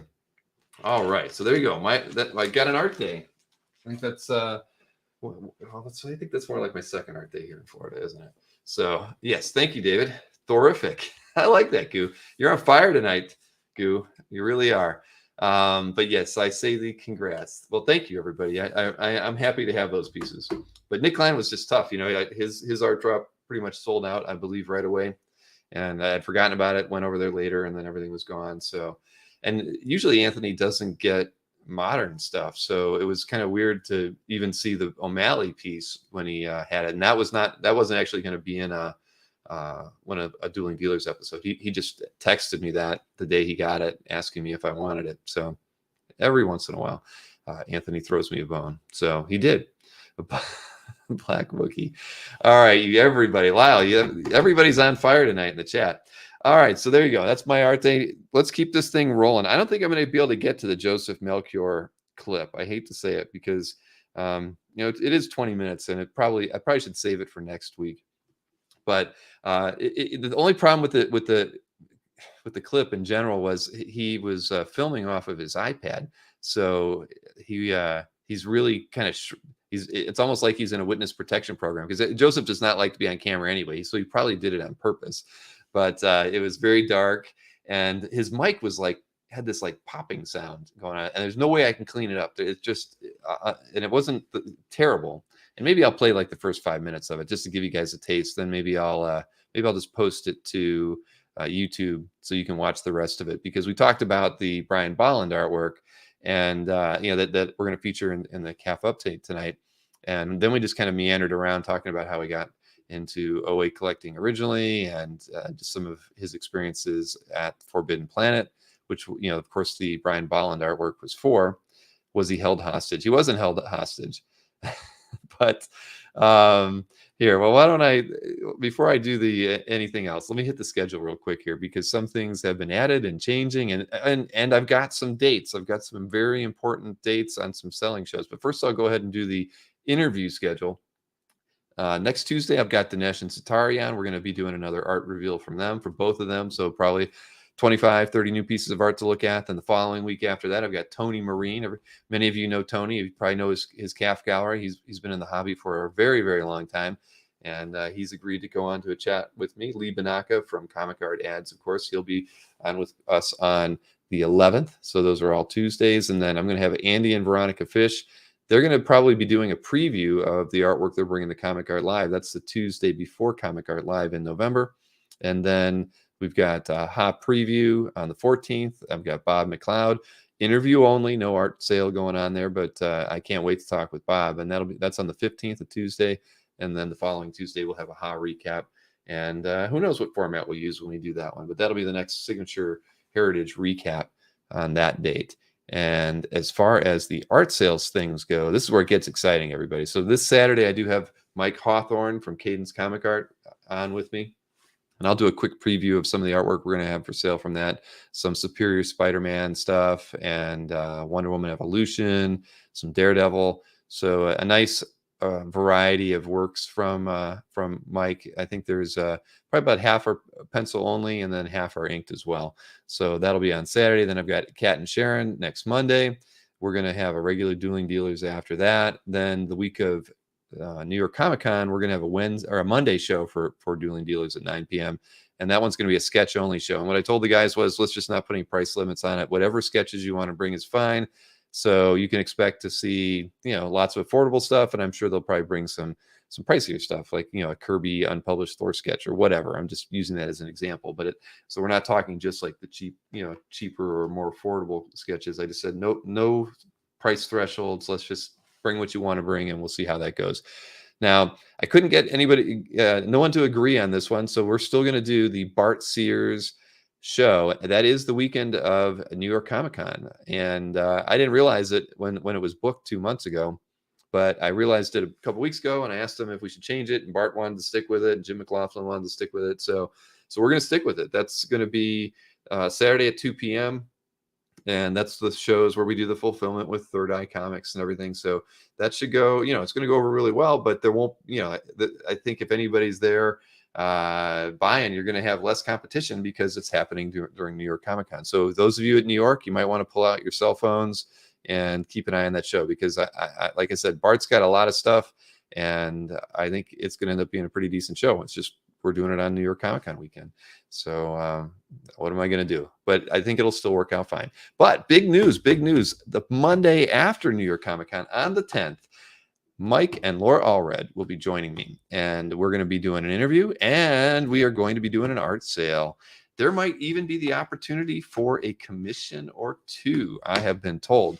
And this kind of came out of the blue. It actually happened because Mike Oeming had contacted Mike Allred about one of the pieces that Oeming had in the sale last weekend, and was asking him some questions about it. And Mike Allred didn't know that I was doing these things, and so they got to talking. And Mike Allred talked to Simon from Got Superpowers, and they kind of work things out, and we kind of figured out what we may want to do and when to do it. So now we're doing a show with Allred and Laura. So it's going to be, I'm going to enjoy it. I mean, I would have been just happy doing an interview with Mike, because he's such a cool dude, and he has such an incredible art collection, and I love his artwork. So that's going to be one you're going to want to definitely tune into on Monday night. And I mean, I'm really, really excited for that. So then just as a clerical change, so everybody knows, the Baltimore Hero Auction is not on Friday. It's actually on Saturday at 5 p.m. And I'll be helping out Scott Dunebeer and Jim McLaughlin with that as well.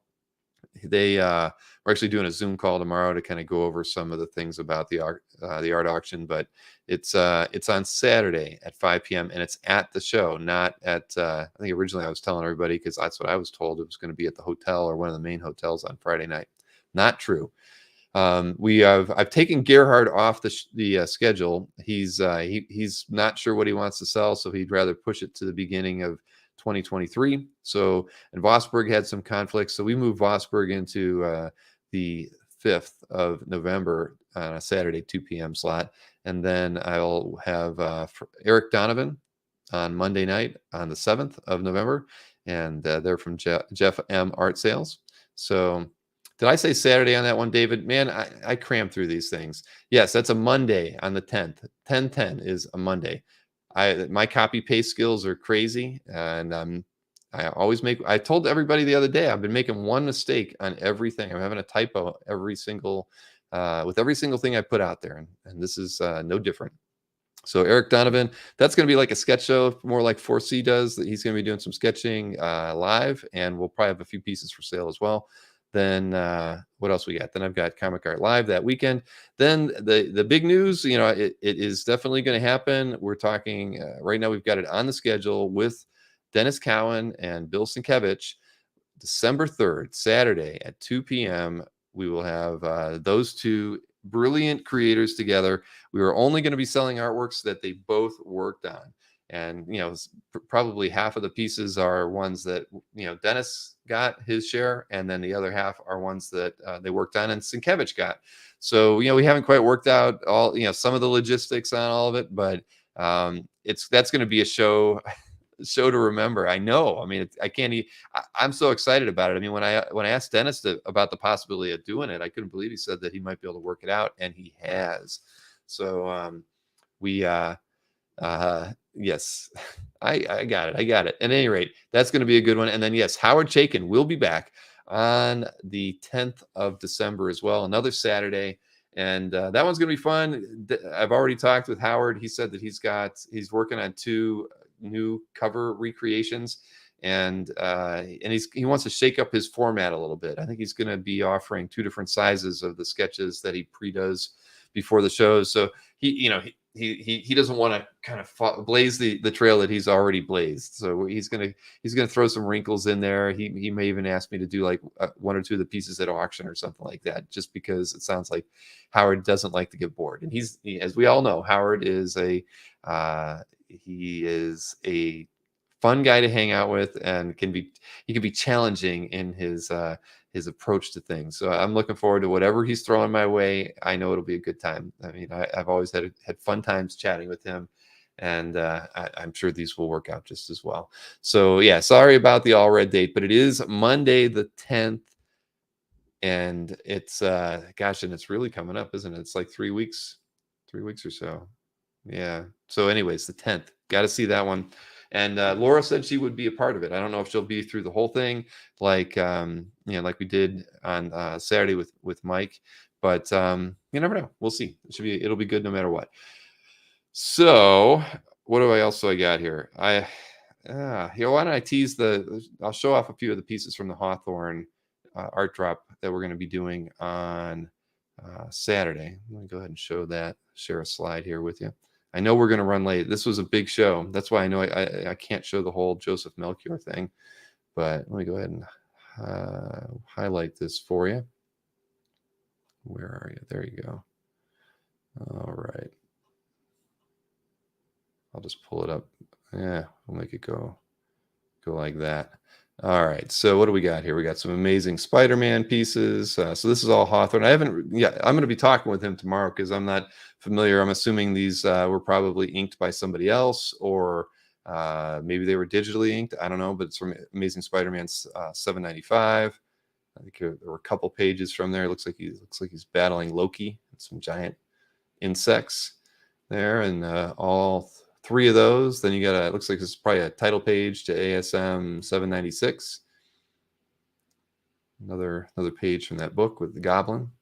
Looks like I got some Venom action here. This is from Daredevil. Nice Daredevil page. Daredevil 26.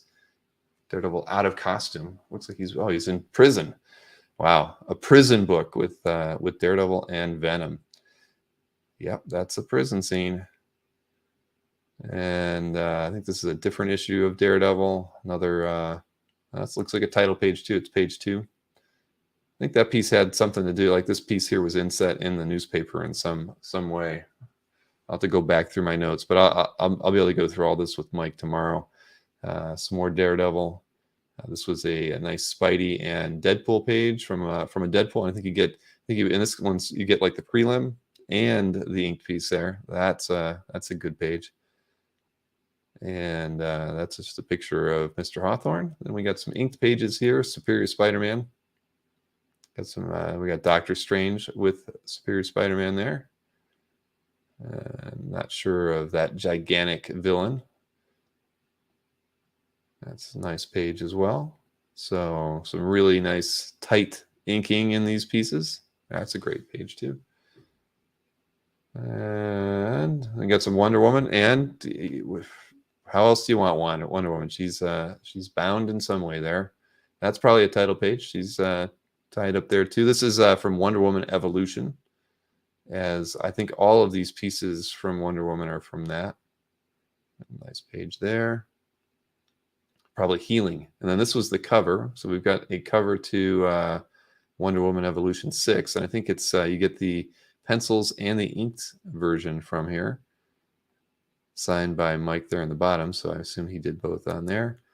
And this is an interior page to Wonder Woman Evolution. And that's what I got. So that's your preview of what we'll be selling on Saturday with Mike.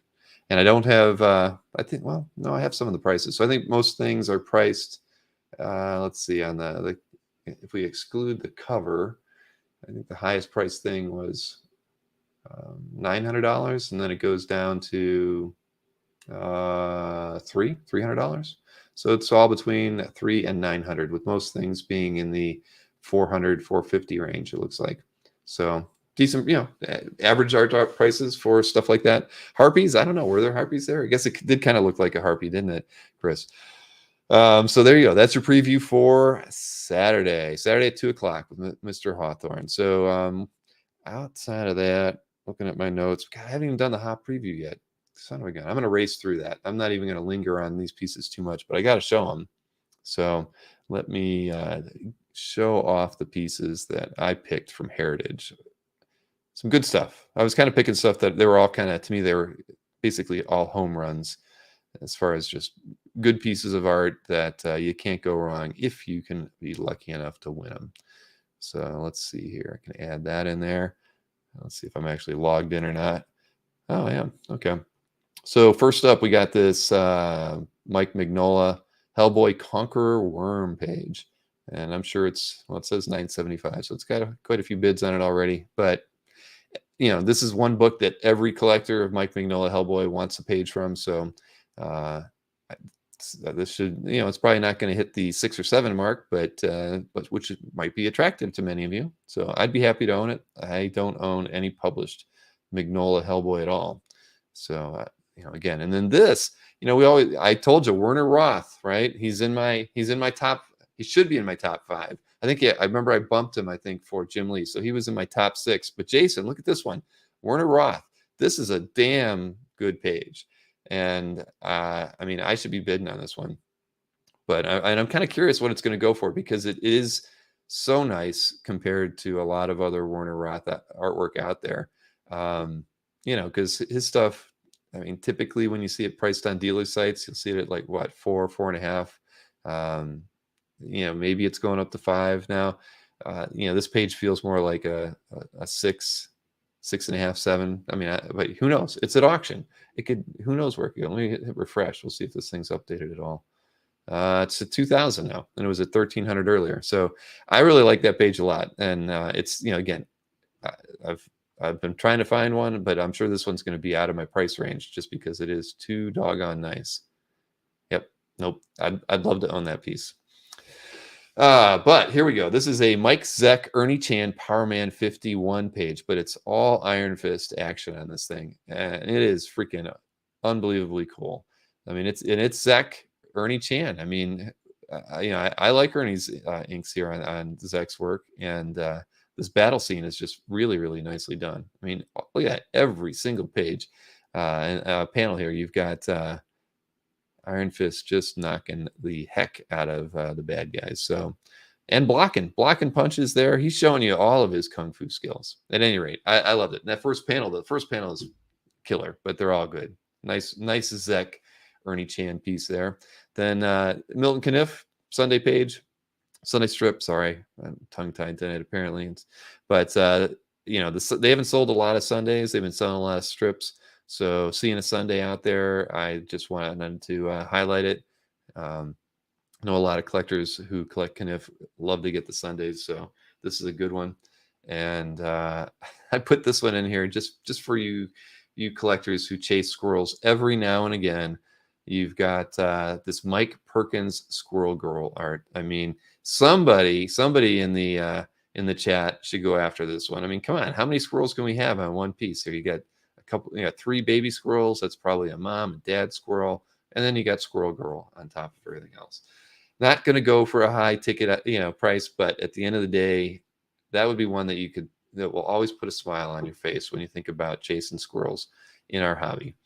Then this says this is Dennis Cowan pencils, Jimmy Palmiotti inks on a hardware page, and since I've been thinking a lot about Dennis of late, I saw this one and I was like, it's great layout. You get Palmiotti inks on top of it, and it's hardware, right? From 93. So just a really nicely done page, and a little bit of zip on there as well. Very desirable. Now this one, I've never heard of this artist, but I actually really like this strip art. This is an artist named Russell Stram from a strip called Invisible Scarlet O'Neill.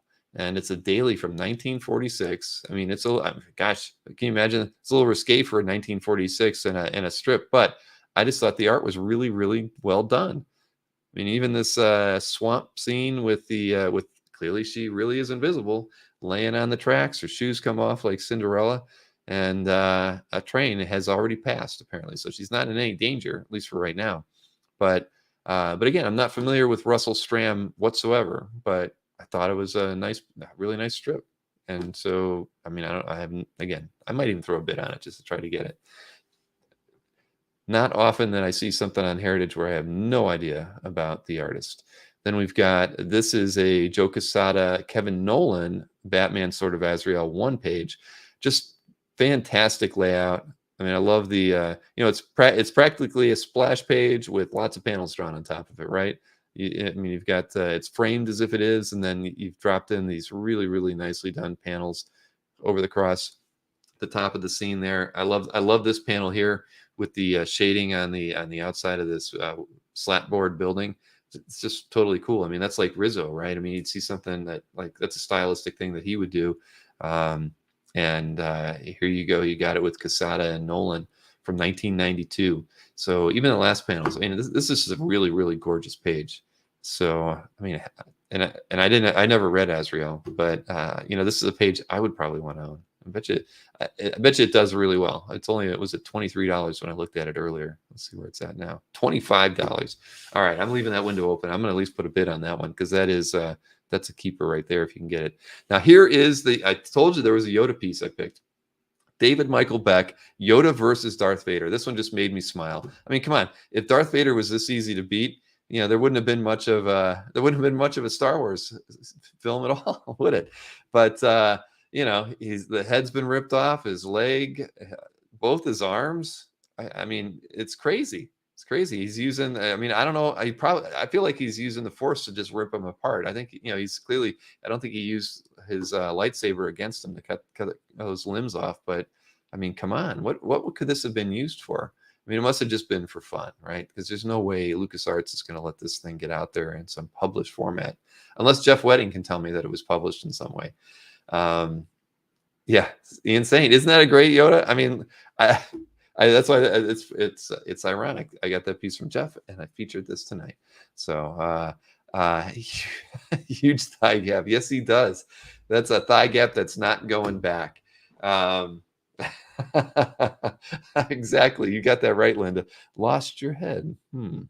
But yes, I don't know. It just made me laugh. I had to put that in there. There was actually a couple David Beck paintings in there. I think the other one wasn't as comical as that one was, but yeah, that one's a good one. So I had to show that one. That was too funny. But I'm gonna leave that window open. I think I'm gonna put a couple bids in there, definitely on the Azrael and that Stram strip piece that was out there. So yeah, there you go. Good pieces. Now, before we get to the update, and I'm sure Chris Snork is waiting anxiously to get in here. One more thing we got to do is show off the EXP video for tomorrow. And Nick's got some very interesting art in tomorrow's show. Of course, it's on the EXP from 7 to 8 o'clock. So you guys, so you want to tune in for these. And they really are some very decent pieces here. Some Jim Starlin stuff. So he's showing that off first. So why don't I go ahead and play the EXP clip for tomorrow's show with Nick Barucci on the Original Art Experience, 7 to 8 p.m. only on the EXP channel on Facebook or on YouTube. Here you go. This Friday, September 23rd, on the Original Art Experience at 7 p.m. Eastern, 4 p.m. Pacific, we are going to go up to the stars, and not just any stars. We're going to go to the Starlin. Jokes get worse from here, so maybe I should stop making the jokes. I'm already getting the eyes from Amy that I'm making. It wasn't the worst joke. It wasn't the worst joke. I'll take that. That's the best compliment I've ever gotten, too. So anyway, we are going to have Savage Hulk number 10, page 2, splash by Jim Starlin. Holy, unbelievably beautiful Starlin. This goes back to his Marvel feature days. Marvel Fanfare. Then we have Savage Hulk number 1, page 13, Thanos and Pip the Troll. Is there a better time to pick that up? Then we have Savage Hulk number 9 by Starlin and Smith. And this is not only the Hulk, not only Pip the Troll, but you also have Blastar. And I love Blastar. But wait, there's more. We're going to stick with the green with Envy by having a page from Hulk number 4, page 1, and this will be really affordable. Then we are going to have Moon Knight 29 by Ron Garney, and check out the last panel. It makes it. We're going to have one more Moon Knight page by Garney. We have hardly ever had Moon Knight. I don't even think we have had Moon Knight. Have we? Night Stalkers, which we've never had before. Then we're going to have some beautiful X-Men. Check it out. Archangel, Juggernaut, Wolverine. I think I know who might like this page, Jason, if you tune in, that is. Then we are going to have commission cover art. This is a recreation of Captain Marvel, I think 34, and this is by Ken Hazer. We took 4 Marvel blank covers, and Ken created one big cover. But wait, there's more. We're also going to go to the depth. Is it the depths of hell from the stars? I don't know. Wherever Dracula is. So check it out. Neil Adams Dracula. And I love just how cool he did that right there. The cape becoming a bat. So cool. Then Werewolf by Night is coming. So we thought we would bring this page. And speaking of the undead, we have Dynamite cover in homage to Amazing Spider-Man 316. So, Friday, September 23rd. I got the dates right. Yes. 7 p.m. Eastern, 4 p.m. Pacific. It will be a Dynamite show. It is really going to be a lot of fun. And this is a marquee piece, but we're going to have it at an affordable price. And remember, it's not only do we show art, but we have a lot of fun. So before you go, hit that thumbs up, share, let your friends know. See you Friday at 7. See you Friday at 7. That's exactly right. And yeah, some good art there. The Starlin art looked really awesome. I've missed several of your shows of late. I hate to tell you, Nick, but I will try to tune in tomorrow and check it out. It's always a good time. Nick is definitely, you really made that show super duper fun. I've said it again, super duper. So I didn't say super cool this time though. But so hey, I'm actually, you know what? I'm looking for, what am I looking for? It looks like my son did not upload my video clips for things today. Why is that? How did he neglect me? I was just, yeah, he didn't upload them. I'm gonna have to scold him. He's gonna get his pay doc this week, but that's okay. I can talk about the artwork without having a slide presentation to accompany me. I can just load these up as slides instead of a video. So we can do that. I just have to highlight them and share the right screen here for you. So we can get on with this calf update and move into the rest of the show and get Chris Norick on here. So where in the heck is my dealer one slide? All right, here we go. I can get that going. Swing a few things around here. But yes, Ashton, I don't think Maureen's watching tonight. Maureen, if you are, you should text your son right now and tell him that he told me he was going to upload his stuff and he did not do it for me. Well, that's what happens sometimes. So we are going to be talking about first the original art dealers for the week of September 12th through the 18th. Now, it was actually a pretty down week for those art dealers that we track through Comic Art Fans. Only a total of $195,000 in sales.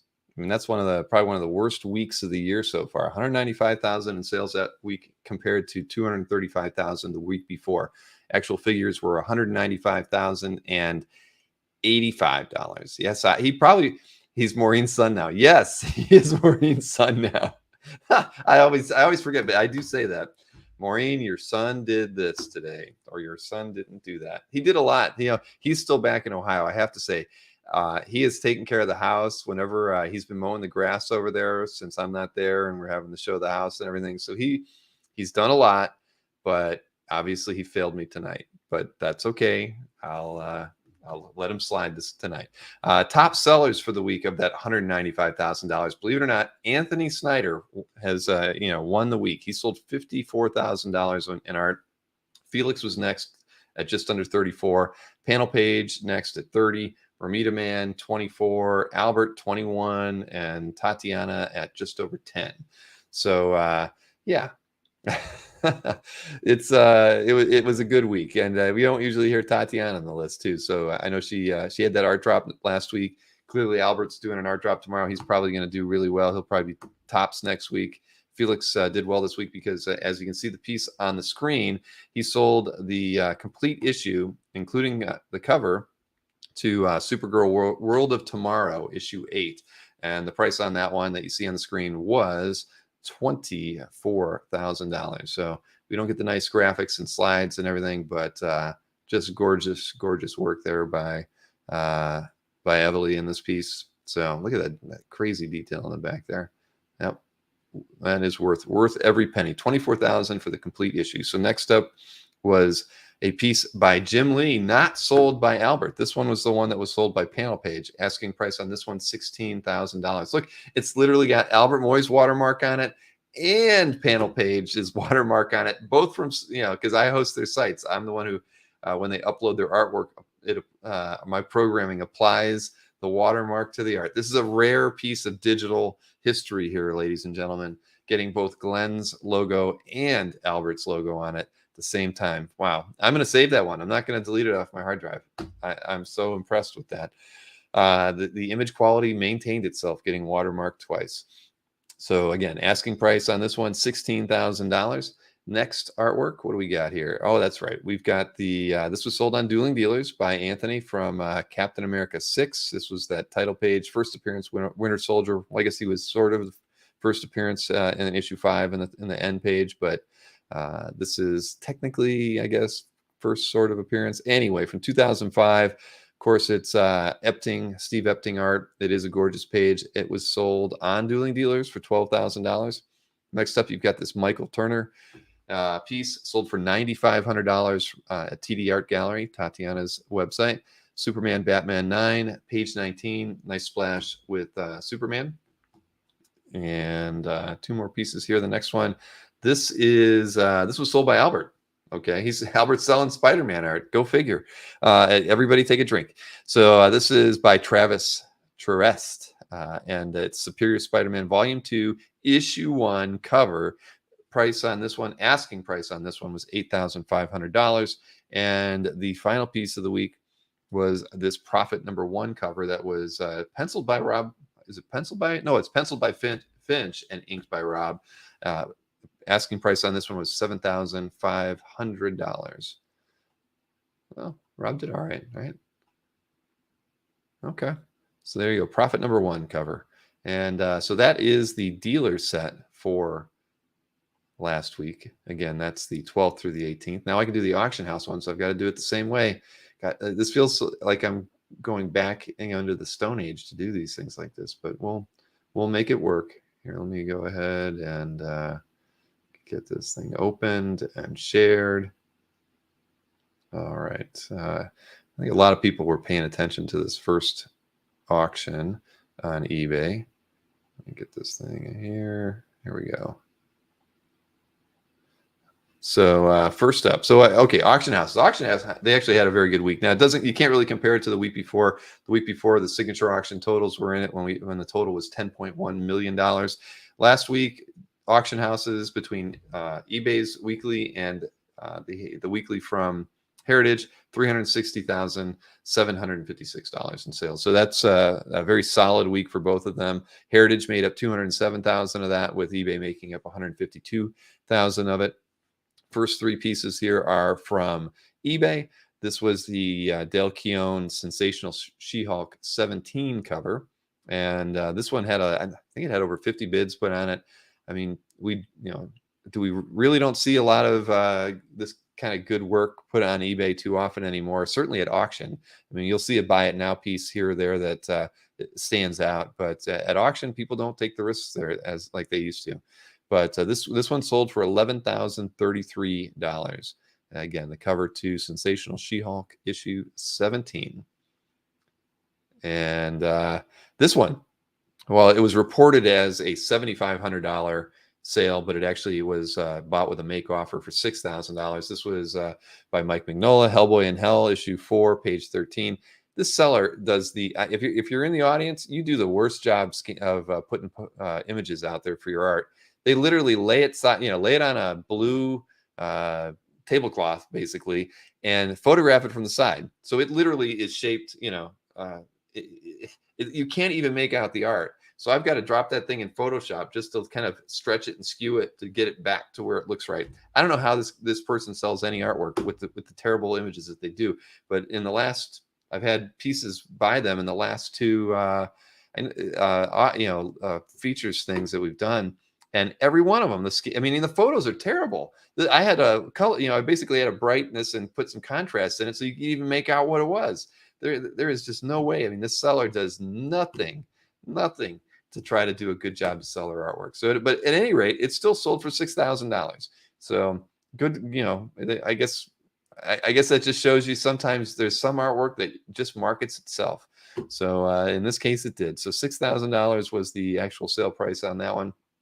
And finally, this was Colleen Duran and Malcolm Jones from Sandman issue 20. This one sold for $6,000 as well. Just, I love Colleen's work. And this is a very nice page from Sandman issue 20, page 17. So there you have it. Pretty decent. And, what's that doing on eBay? I mean, somebody should have put that in Heritage or Comic Link, right? Gary Carpenter asking what's with the watermarks it's some dealers have the ability to watermark their art when they upload it. So that was that's what they do. I mean, and most of them don't, but Albert always has, and Albert does because several of his artists demand that he puts watermarks on stuff he puts out there, and they don't demand, but whatever, they they want that because they don't, and I'm not going to say which ones, but I just know that some of them, so people aren't stealing the images, require it.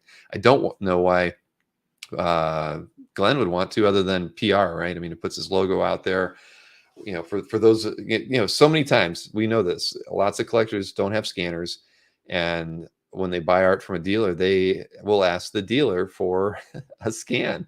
So many times on CAF, you'll see artwork on CAF that's got a panel page logo, or it's got the Albert's logo, and Albert's logo a lot. There's a lot of artwork on CAF that has Albert's logo on it, only because the buyers don't have their own scanners, or they don't want to take a photo and do it too. So anyway, that is that.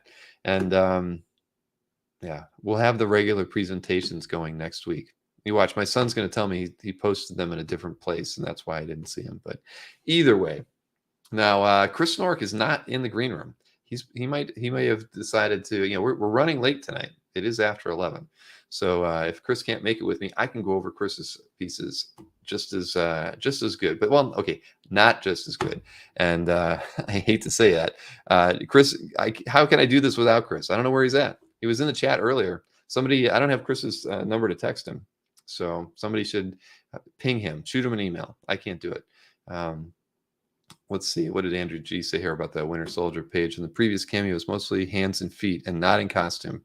Oh, okay. Yeah, that makes sense. Definitely makes sense. Oh, Chris, son of a gun. I didn't send you a link. Oh, my gosh. Oh, Chris.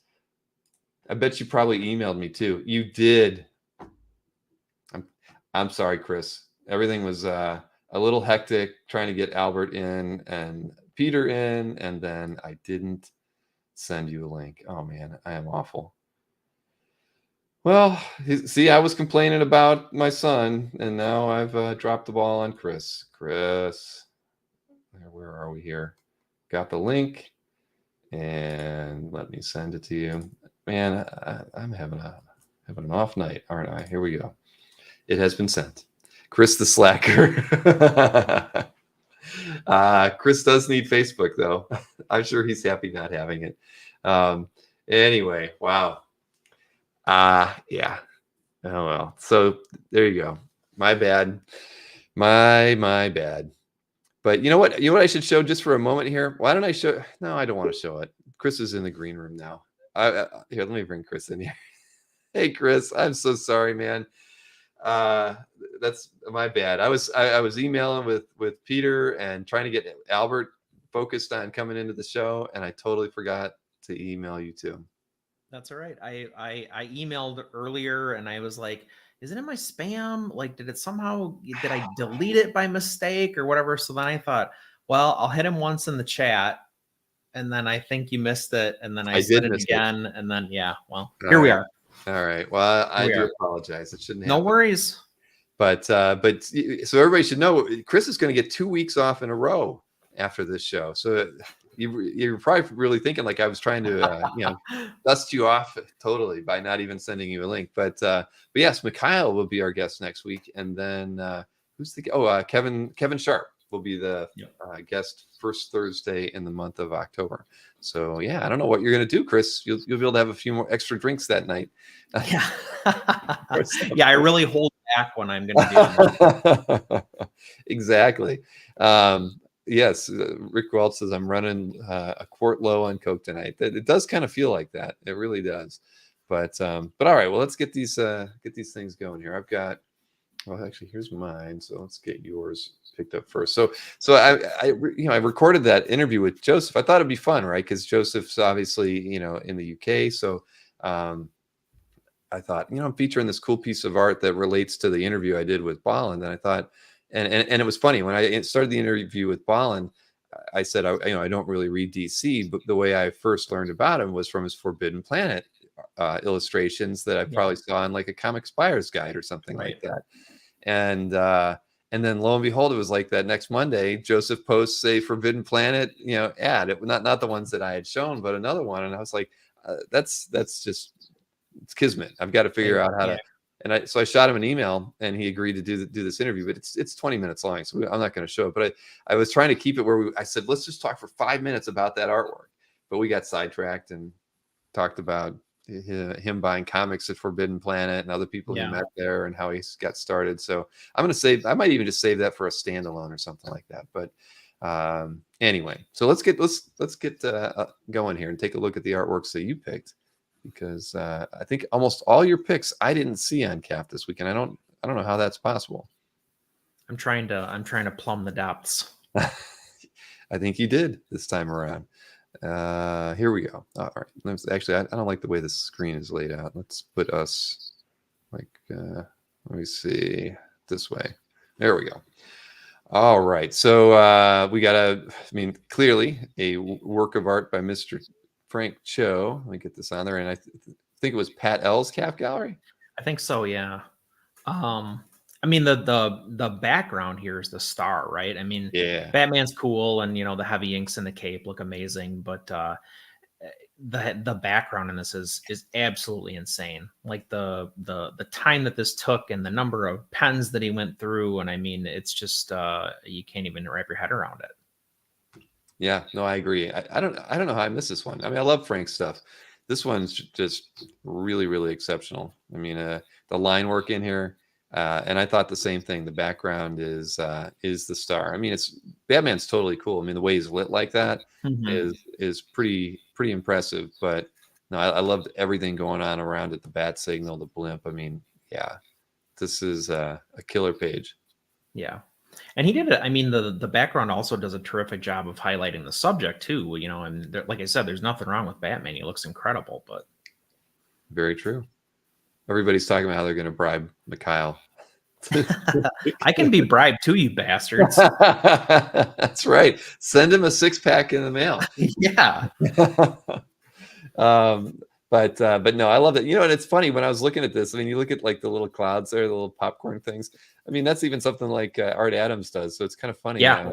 Design wise, there. Again, it's fun when we look at these pieces, because you start seeing things that maybe get borrowed here or there, whether they know it or they don't know it, right? In techniques or whatnot. But the Batman character is like pure Frank Cho. It's just so slick. The lines are perfect on it. I mean, nobody draws the 6-pack like Frank Cho. I mean, you could pick out a Frank Cho artwork by the way he draws a 6-pack. I don't know why it is. He's got this some defined musculature thing there that is distinctly him. His Batman is really distinctive too. True. Very true. All right. Next up, Howard Porter, John Dell, JLA Page, and Bo Roberts CAF gallery. This is a nostalgia pick for the week. So Morrison's run on JLA was going on when I worked in the comic store. And I've always been a big Justice League fan, and I just got such a huge kick out of his run. And Howard Porter, I feel like got better and better and better as that title went on, and John Dell certainly didn't hurt. But this storyline with Prometheus was super fun. He was touted as kind of like being the evil Batman, and Batman basically just comes in and like mops the floor with him. So it's good stuff. Yeah, no, I agree. This is a really, really nice page, but I didn't read it, so it's not nostalgic for me. But I like the panel layout on it. Kind of these broken panel types of things going on there. No, it's really nice figural work on Prometheus too. I mean, in the panel where Batman's kind of holding him up, that's a tough pose. Yeah, no, nicely done. Batman and Prometheus. Yeah, there you go, Gary. All right, next up, what do we got? Oh, Robert McGinnis. So I didn't look to see who the artist was on this, but I thought it was pretty cool. Very nice. We certainly don't have a lot of McGinnis art on CAF. And who's exactly why I picked it. Yeah. I mean, these are so few and far between on CAF, so definitely worth highlighting just for that reason. Yeah, Jusco's a huge fan of McGinnis's artwork, and I can see why. I mean, wow, that's gorgeous. Yeah, very, very nicely done. I bet you we don't have 100 pieces by McGinnis on CAF, and that's criminal, because where else is it going to get collected, right? I mean, yeah. Very nice, very nice. Nicely done horse there as well. Yeah. me see here. Johnny C from, okay, he's been on CAF for a long time, 2010.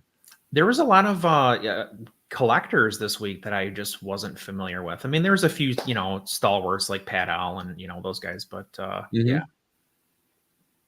Yeah, like Rick just said, book cover art genius. That is for sure. All right, let's see. Next piece. Oh, this one's just crazy. I know. Look at here. I got to highlight that one. Wow. That's so as a work of art, I mean, it's a jam piece and they're kind of like literally all over the place. So for whatever that's worth, I mean, you can't talk about the composition or the layout or anything like that, but just the contributions that are on this thing are really next level. I mean, to have Perez and Simonson, and I mean, it just, you could go on and on and on. Growl is on there, and Peony, and it's madness. Yeah, you got Byrne, Dave Sim, Staten. Oh yeah, wow. Oh, and see, it's funny. I didn't know. I was like, "Where's the Perez?" And I see Starfire right there. How could I miss her? Paul Smith, for crying out loud! I know. Wow, that is a nice storm image there too. Shoot. See, I looked at this and I just really kind of glanced at it. I mean, I didn't. Wow. Well, it's easy to, it's a jam, whatever. But honestly, I mean, this thing is this is a who's who. Yeah. No, this is awesome. Anna Milgram. Wow. Oh man. I think it's Bissett on the Swamp Thing, Ian. Yes, I can see Bissett's on there, and Ron Friends. Okay, that's Ron Friends did this. Oh, and you got Bill Anderson as well. Oh, and John Sheena. Holy mackerel! Yeah. Yes, I'm just discovering it. All these things over and over. And it's Synod. Wow. Okay. Yeah, this is really nicely done. I wonder what the size is on this thing. Does it actually have it as? Oh, it's got a long description. It's got to be fairly large, right? I mean, because they're not skimping on the detail on the figures. Yeah, 16 by 16 by 30, close. Yeah. So yeah, that's awesome. Wow. Yeah, that is really nice. Well, that's see, done between 80 and 88. That's did they get it or did they buy it? I'll have to read the description. But anyways, nice piece in Chris Ryle's CAF gallery. Yeah, very cool. And then we've got this one's in Alberto, of course. Butch Geis. Yeah. So I'm a sucker for Geis. I love both of these characters. I love the heavy inks. I love the scratch work, the dry brushing, all that kind of stuff that Geis does so well. I think it's a cool, it's a dynamic position for both of the characters. They both share the spotlight equally here, which is cool. It's like, no pun intended, but it's kind of Falcon material. Yeah. If you're Dino. So yeah, just like a basically an ideal image in my mind of these two characters. Yeah, I mean, I really like the heavy inks on. I mean, that's his style now, anyway. But yeah, the brushwork on this thing is fantastic. Yeah, Alberto's got a pretty nice collection, doesn't he? Yeah, that's for sure. He loves Cap. That's for sure too. Yes, he does. But yeah, wow, that is really nice. Is there really only one comment on it so far? Well, I mean, I think it went up just recently. So on the 15th. My gosh, it's been up a week. Everybody, come on. Only Marcus. Oh my gosh, come on. Okay, everybody needs to be going over to Alberto's CAF gallery tonight and leave some comments on this piece. I'm leaving a comment. Alberto posted a lot of pieces, so maybe it's just they're diffused over his multiple editions. Well, we're gonna have to figure that out. But all right, I'm putting the word out there. Get out there and leave some. Now, Elmer Santos. This is one of Jiggy's guys, right? Mm-hmm. So this is whose CAF gallery is this though? AI. Wow, it's artificial intelligence. Let's hope not. Otherwise, you have other problems, Bill. I do, exactly. Oh my gosh! But I really I love this image. I thought it was really well done. But tell me why you picked it. So I like the energy. Obviously it's really kinetic. It's high energy. The hammer swing, the exploding table there at the bottom. But honestly, what I think I liked the most about it was the color treatment. Mm-hmm. It's not, Harley is very pale, obviously, and so you can kind of like almost treat her skin as like a white element in the piece, but like it just makes everything else kind of like have to sing. So I really liked the more pastel look of her hair, and then the glossy look of like the leather pieces on her costume. There's flats in here, there's glossy stuff. I just, overall it's just a really cool effective use of color. No, I completely agree. And the colors really, really stand out. And yeah, no, I mean, it's funny, man, these action lines. When I did the show with Jiggy and his artists on Monday, I saw several of the artists, and it's back to that. If it has that Daniel Warren Johnson, motion kind of lines to these things. But I totally love it every time I see it. She's like breaking up one of Anthony's poker parties or something like that, right? Yeah. This should have been commissioned by him, but no, a really nice piece. Elmer does great work, and AI should be very happy to have this in their calf gallery, whomever you are. So yeah, I remember I've talked about it, Infected by Art book, and we just started up the submissions on there. That was one of the first questions I got from the artist community was, are you going to allow AI artwork as submitted artwork to the book? Wow. And I hadn't thought about that, but most traditional artists, and even the non-traditional digital artists, they're not really happy with the whole AI situation. And right. I basically wrote a clause in the terms and conditions, and I just stated that we're not, while it's a developing tool, we're not going to allow it because of how it samples copyrighted images in order to create its own images. So you can't be borrowing from other artists like literally directly and creating art off of it. So yeah, but that was interesting. It was like literally the first I did the first email announcement. Hey, submissions are open. First question I got from an artist on Facebook was that. And I was like, wow, I didn't think about that. So it's a hot button out there. Yeah, it's very front of mind for people right now. All right. So next up, this is in Francesco Bazzana's calf gallery, another guy who's got an amazing collection. A raft of amazing art. Yeah. Yeah. And he's a dealer, I think, right? Or yes. Yeah. Okay, but this one's, I mean, who doesn't love Doctor Strange? It's awesome. Yeah, well, and Gab Delato too. I mean, he's obviously a favorite, but I love the lighting on this piece. The fact that it's kind of object source lighting, but the object is like these mystical like swirls that are in his hands, is casting the spell. So it's underlit from that source, which I think is always, so effective. And, obviously in comic books, it's kind of a trope almost, but love this. I love the, it's red and blue, right? The whole thing is just red and blue ultimately. And the fact that like he gets this, incredible look out of this just by using shades of those two colors and effective use of tone. And texture, it looks like, with the magical, mystical effects there. Wispy, yeah. Yeah, no, I mean, well, again, I wish it was a bigger scan. He's not a premium. How is he not a premium member on CAF? He's an art dealer. How's that possible? Francesco. I'm gonna have to shoot him an email. I'm like, man, you gotta be. How can you not be premium? Anyway, that's weird. Anyway, this I love the orange on his cheek. I mean, everything about it. I love the color palette, just like you said. Everything's blues and reds here, basically, and composition's great. You don't know what, he's clearly facing off with somebody, but you don't need to know who or what it is. I mean, it's just, it's all about Doctor Strange. And, the more I'm looking at it, I really like it. The color palette is because those are really like especially the red, like in his costume, it's just it's so muted, but it works so darn well. So no, I love this one.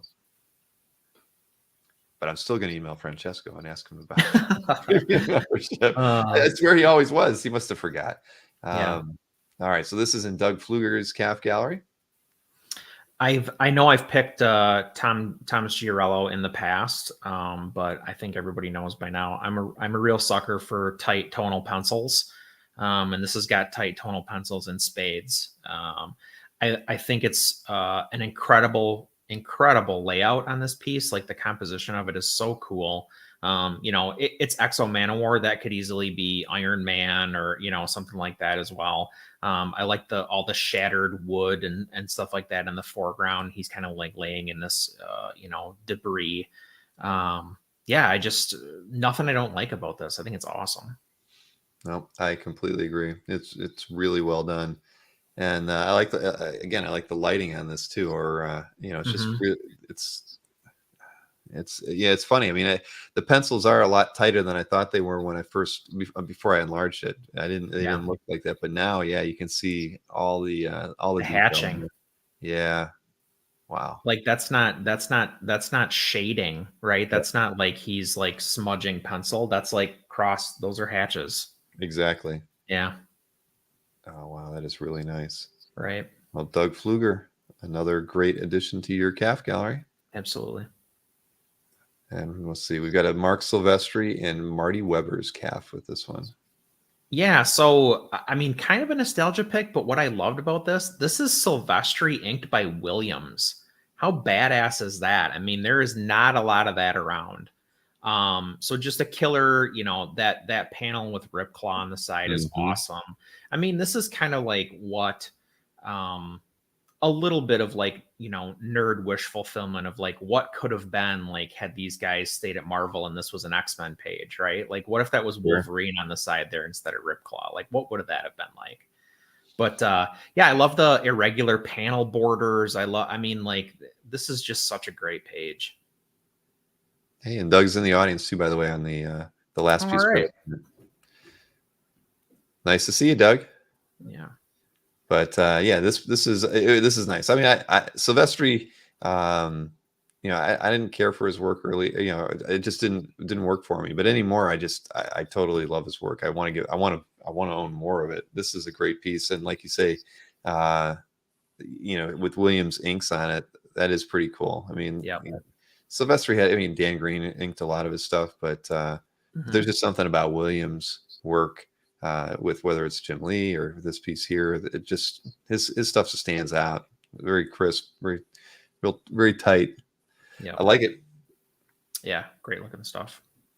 Okay, now the last one. Unfortunately, this is as big as this one gets. I know it's a heartbreaker too because look at this thing. I know, and this is from Ben Stevens. Ben Stevens reps Drew Struzan. We know he's got a good scanner. He is a premium member, so I don't know. He must have. I don't know how he got this image so small, but tell me why you love it, because I think it's as a graphic. Yeah, the graphicness of this piece just blew me away when I saw it. It's the design. Yeah, the design of this is just amazing. It's a master class in composition is what it is, and I don't. The weird thing is I don't care that Batman's even on this. Right. it's that cool without him in it. Mm-hmm.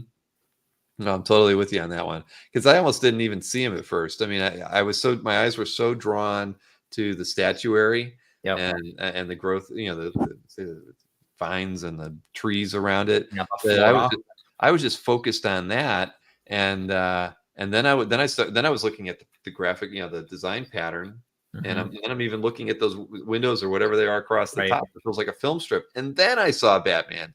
So yeah, I mean, this is crazy. And what was it used for? It says a wraparound cover for a San Diego art book by Sienkiewicz. Wow, that's crazy. Well, the funny thing is what actually I had the exact same kind of viewing experience that you did, and the funny thing is you know what made me finally notice Batman? The line. Oh, the line. Right. I was like, oh, there's Batman. I know. It just I honest to God, I did the exact same thing, because at first I was looking at it and I didn't know who the artist was, right? So when I first looked at it, I'm thinking, I'm looking at the the limbs, right, the tiny limbs, and I'm thinking, like, is this like some wacky Corbin thing? And then I look and I see the background, and I'm like, oh, it's obviously Sienkiewicz, but yeah, I could not figure it out as an image, and I don't, it works like that don't really happen too often, where you get confused by the art because it's just so darn good. But right, and I'm looking at it now, it's just and I wish it was bigger. I know. I'm gonna email Ben about that one too, and just be like, Ben, can you please put a better scan on here? Because I'd love to come back to this one and look at it with a much larger scan, because maybe Batman stands out a little bit better, but I don't think so, because the way he the back leg is all dark. The Mhm. knees in a kind of in a triangle shape, and everything. He's almost made it so that you don't see Batman. Well, he's thin in the figure, not the I'm sorry, the subject is like thin and angular. And then I think what probably is, I don't know, the coolest piece about the figure in my mind is the cape, which, is kind of standard with Batman, right? The cape is always an awesome element, but just the fact that it's like a shape, right? It's a graphic element in a very graphic piece. I agree. I'm just looking at the chat. Jason said that everything is better without Batman, except Long Halloween. That's because he's a Marvel guy. But no, that again, I thought this was like one of the most interesting picks we've probably had in a very long time. I've got to say, if he puts up a bigger scan, I mean, this is in my like best of 2022 already. Like I'm mentally logging it. I'm making a note so I don't forget to email him. But I'll leave the page open too. But yeah, he has to put a better scan up there, because you're right. I mean, that would be one of the best pieces of art I'd say that we've seen on CAF this year. I'm totally with you on that. I also almost hope that a color version doesn't even exist. Well, and Marcus, I think, has seen this. He knew what it was like when we first showed it. So maybe he's seen the sketchbook that it was used on. So let us know, Marcus. Please tell us that there is not a colored version of it out there. Assuage my fears, Marcus. Oh, even Chuck has said Shut up, Chuck. Chuck just shot us down. All right, well, we'll do everything in our power not to look at what the colored version looked like. I mean, maybe it's cool. Maybe it's in some totally stark orange. And did he color it? If he colored it, then maybe it might be good. But if he would, why wouldn't he have done it on the finished piece then? I mean, that doesn't. Could be digital. Yeah, I guess so. Colors. All right. Let's move on to mine. But yes, great pick there, and I will definitely contact Ben. I saw Ben at San Diego, and I talked to him about maybe doing an interview with him doing a collector interview, but also talking to him about Galactic Gallery, which he runs for Struzen, or it's his that he has Struzen's art at. I'm not quite sure the relationship there, but whether Struzen helped build the gallery or whatever. But it looks so darn cool. It's in Texas somewhere. If I ever get to Texas, I'd love to go see it. All right, let's see here. I'll share my other screen. Get my picks out there. Here we go. So we get to get started off with Joseph Melchior's piece, the Brian Ballin Forbidden Planet. And I'm going to have to do that interview at the next show or something. But I mean, this one's just totally cool. It's different than the other pieces. When I talked to him, it is done on 11 by 17. I was kind of thinking it was maybe a little bit bigger. But just so much fun. I mean, Forbidden Planet probably did this without getting approval from Marvel or DC. Oh, of course. So you're getting you get the Thing in there. You get Judge Dredd, Plastic Man, Batman. And he told me, he actually said that the guy yelling, "Hey, put that down," was one of the owners of Forbidden Planet. So he's like, it meant a lot to him, because when I forget where he was at, but when he moved back to London, Forbidden Planet was one of the first shops he went to, and so he knew the owner. So when he bought this piece, when it became available, that was one of the selling factors, because this piece, he said, I asked him, because remember he had a couple pieces on Brit Comics Art about a year and a half ago, I think, for Forbidden Planet ads, and my question to him was, was this offer? Did you buy it then? And he said yes. I'm like, well, what took so long? And he's like, well, it's bigger than my scanner. I had to stitch them together, blah, blah, blah. So, so that was the story behind why. But I'm just like, I can't believe you sat on this for that long, not wanting to show it off, because it is just so amazing. Yeah, it's really something else. Yeah. So, kudos to Joseph. His collection just keeps getting better and better. And being a rep of Brian definitely has its advantages when you get to see something like this beforehand. But if people are familiar with those the other the more well-known Forbidden Planet ads, those were actually only like 8 by 8. They're really small, but they have so much detail crammed in them. It's just amazing. Ballin's a master. But I'm blown away by this piece. Next up, this is in Marcus's collection actually. And again, I picked this one because I like the art, love the art. But Steve Mannion's just a totally fun guy. If you've ever had the chance to meet him, I mean, he does. I love his style.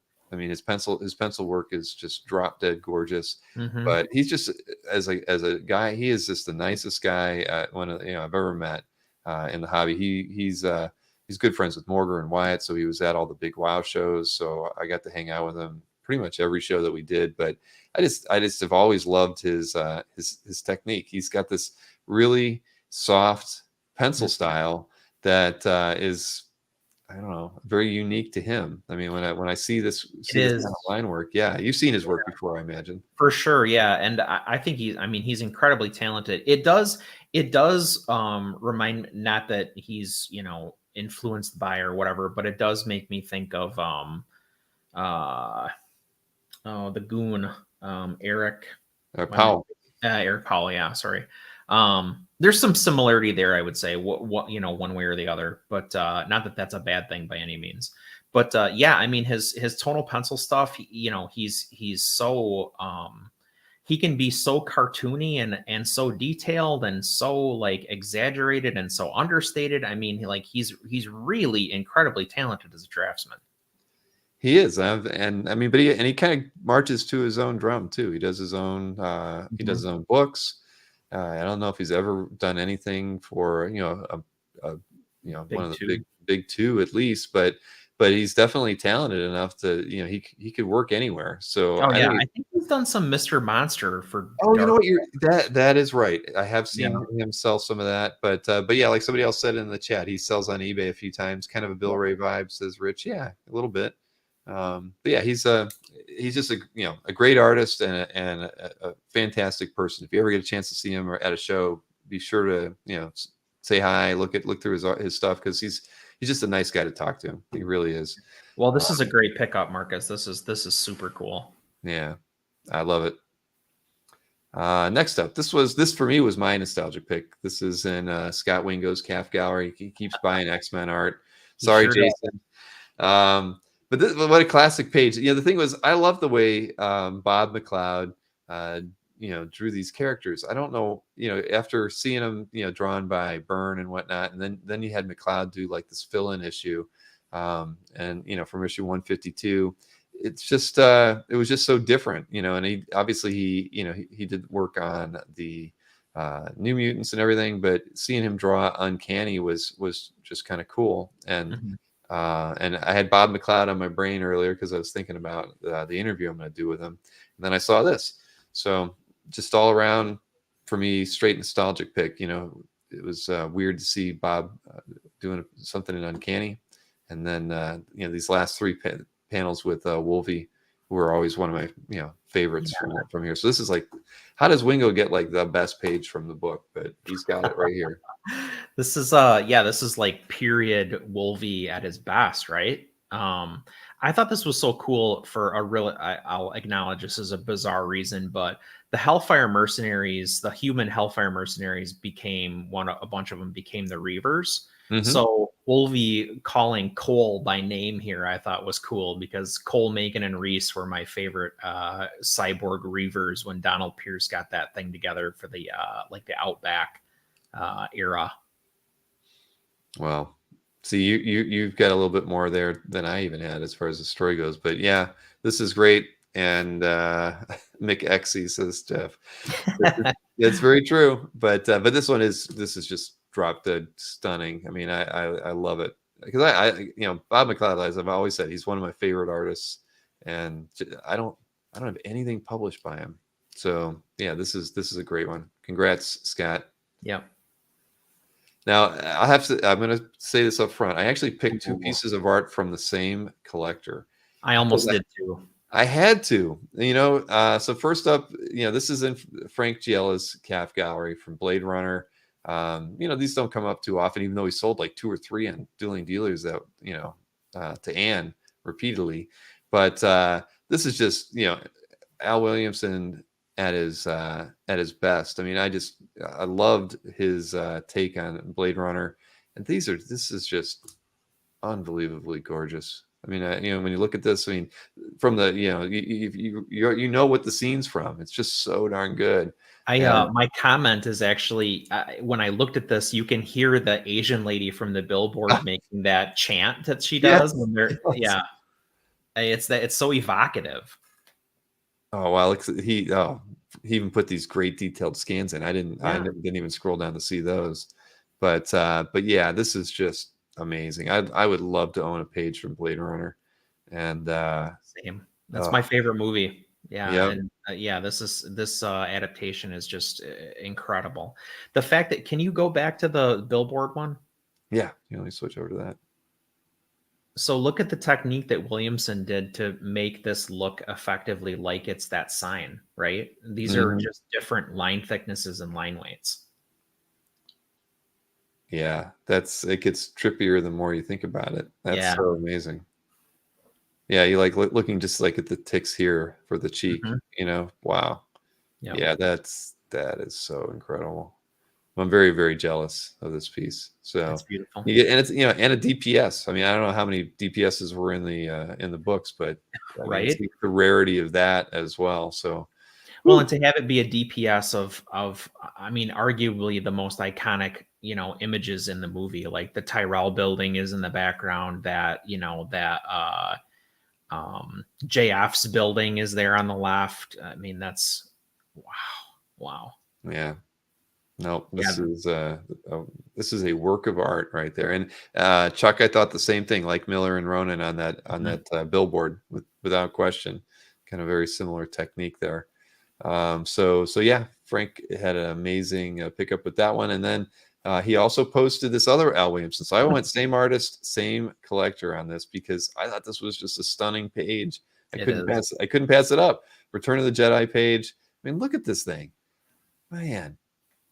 I mean, every single panel. I mean, I love the layout here. The panel structure is great, and so much going on with the Star Wars backgrounds on these. I mean, look how busy these panels are, and the characters just stand out so well. Again, this is just a masterpiece. The textures. I mean, the textures. Because there's metal, there's cloth, there's plastic, there's flesh, there's cloth. I mean, wow. Yeah. No, so I knew it going in. I was like, oh God, I wanted one, and then I'm like, I can't pick just one. So I mean, it's cool that he that he got to work on both of these properties, right? Star Wars and Blade Runner, but he was so fit to do both. So yeah, I think he did some Indiana Jones too. Did he hit the the Harrison Ford trifecta? I think you might be right about that. I'm almost positive. Well, if anyone deserved it, it was him, because man, he was on his game with these. So wow, tough to get right, says Chuck. Yeah, I agree. So I was thinking about Allred. See, I'm thinking about people I'm interviewing here. So this was in Andre's collection, and you can see it on his watermark too. So and these he watermarked himself, I believe. But just a nice Doctor Strange by Allred, and just Allred's classic style. His brushwork is so easily identifiable, and I love this one. I just love the Ditko, backgrounds that you get with this hallucinogenic background, right? Yeah. So and I like the tonal on this one too, because I mean, I can't say I like just go out and look for Allred artwork. So I think when I think of his work, I think more of it without tonal work, just the very stark black and white. Yeah, black and white, right? So this piece with the extra bit of tonal work in it kind of set it off and made it very unique, and I wanted to feature it for those reasons. And kind of takes like the place of color in this, right? Because he's using the tone to really he's basically applying like that mid or that almost mid to dark tone on the tunic and on the pants, because those are the navy, the dark blue components.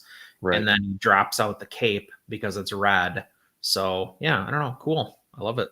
Yep, me too. And this is it's card art too. Upper Deck card. I didn't even read what it was for. Is there a year on it? No, not mentioned in there. Picked up at Rose City. So yeah, very nice. And I'm really looking forward to having Allred on. I think he was the first panel of the first Comic Art Live show we did, and Simon interviewed him. But so I only got a chance to talk to him in the green room for like 5 minutes, but I can tell we're gonna have a good time. I think I think he is absolutely amazing, and a big regret of mine as a collector is that I don't have anything from him yet. I have a ecstatics page, so I can at least say I have that. Nice. But I had a Madman page once upon a time, and it actually, I sold it under like duress, basically, and I've always regretted it. Well, I'm sorry to hear that. I mean, those are very, very hard to come by. And I should have highlighted Rick Welch's comment. Andre does have an amazing calf gallery for those of you who haven't checked it out before. So now we're switching over to another person with an amazing calf gallery, West Stefan. Look at this. Doug Mankey, Tom the Guyan. I mean, we're picking a lot of Batman art tonight. I don't know why that is. Yeah, but second JLA piece too. What's up with I'm all infecting you. Yes, I think so. But I love the energy in this piece, to be honest. And then just, it was fun as well. I mean, I love Batman's just like, got that guy by the face. You got Plastic Man all stretched out, he's fighting. It just made me laugh. But I loved just, I mean, I can't show it close up. I got to go back here. Just again, you look at it as a whole, and it's a title page on top of everything else. It's a DPS. And it's just, I mean, you've got characters upside down there at the top. Yeah, it's chaos. It is. It's absolute chaos, and exemplified by Batman's hand. Gripping that guy's face while he's kicking another guy. So yeah, I love this thing for the action and just the pure, the composition of it. I had to pick it for those reasons. I love how Batman's the Dark Knight, right? And he's like the darkest thing on this page, and as a result, he stands out from the chaos. I think that's really well done on Tom Wynn's part. Wynn, is that what it is? See, I'm sorry, Wynn. Yeah. I'm terrible, man. Yeah, you It's and me okay. both. Well, you just keep correcting me. Win. I'm never going to do that again. Win. All right, now we got it. But yeah, you're right. Well, you look at that. The ink, it is the outlines are a little heavier there, so your eyes get drawn to it. But nope, this is a good one. This is West. I love it. All right, so this is in Jim Warden's calf gallery, and Jim Warden from DOA Sales reps Wagner and John Byrne and probably a few others that I'm forgetting.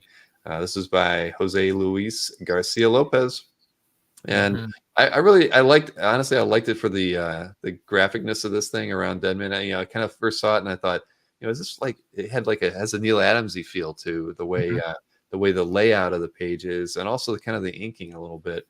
But it's Deadman too. I mean, that's yeah. So it's his character and everything that he's well known for. But I just like the whole composition of the page. The panel layouts were nice. I thought the hand here was pretty cool, breaking over the through the word balloon into the other panel.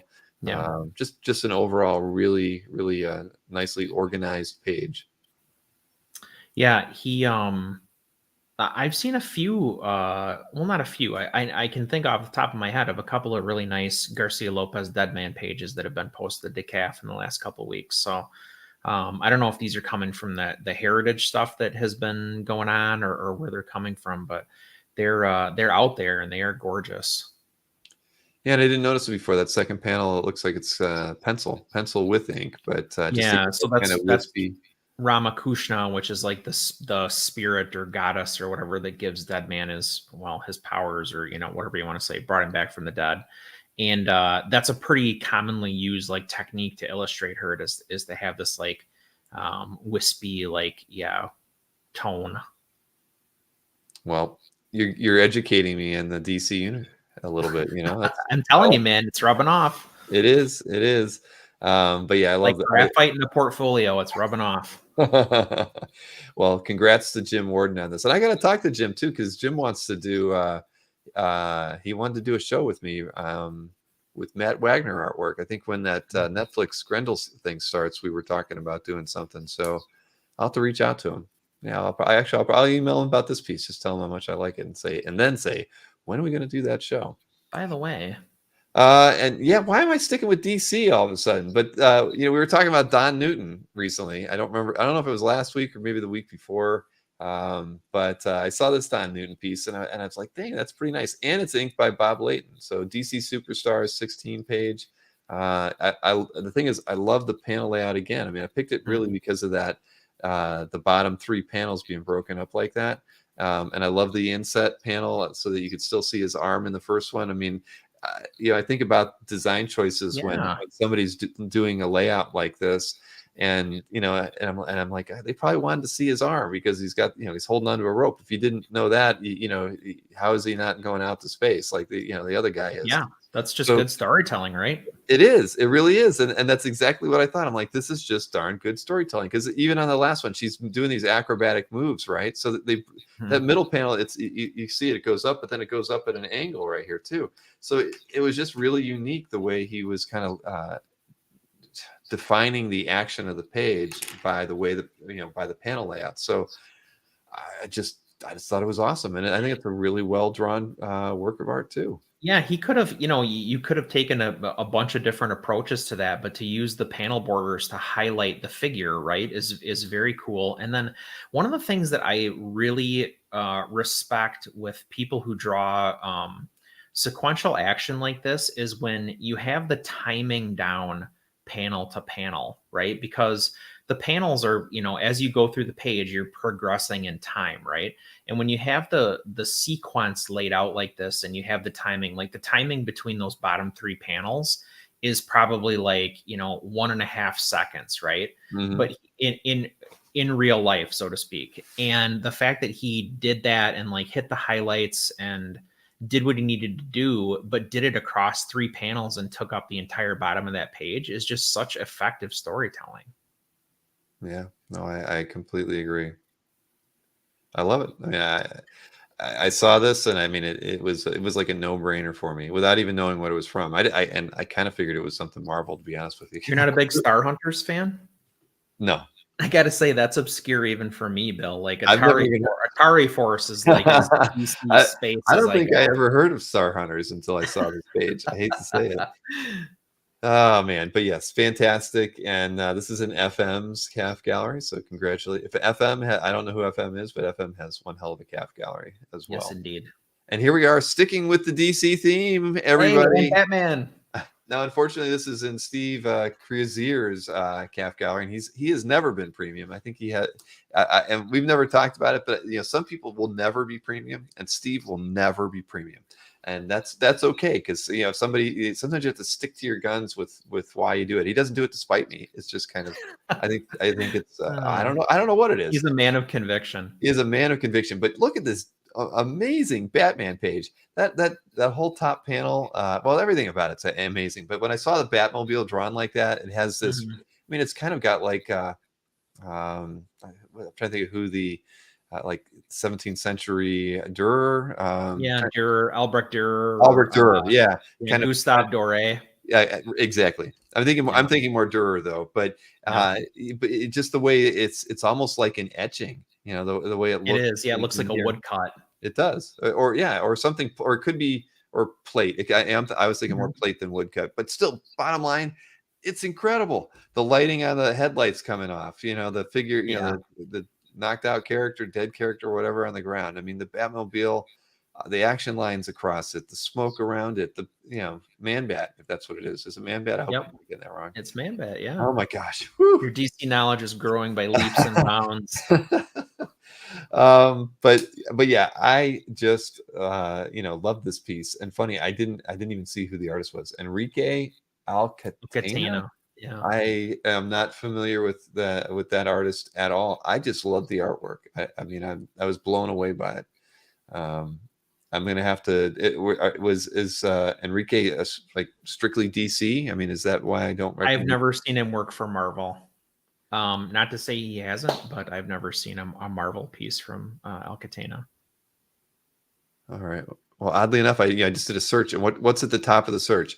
A Fantastic Four Marvel Action Hour page, a What If. Oh, all right. So, all right, well, I'm gonna have to look around at their work because this thing's amazing. I mean, and I even like the silhouette of Batman in there. I mean, there's no way that you're gonna see Batman like that inside the car, but he drew him in there anyway. And I mean, it's just it's just so cool. All right, I've said enough. I'd love to own this page. Honest to God, It's a gorgeous page, no question. Yeah. It's an illustration, right? I mean, it's a beautiful illustration, like regardless of the format. Look at I mean, I know it's such a small scan, but the way the lettering was done too. I mean, it's it's not a script, but it's just this tight, thin. It's not all caps. It's it's just overall, it's just amazing. I want to own it. If Steve ever sells it, I should email him.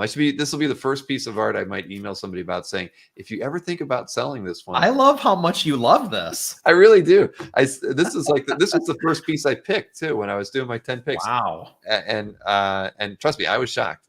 But wow, how many DC pieces did I have in here tonight? JLA, Deadman. Wow, 4.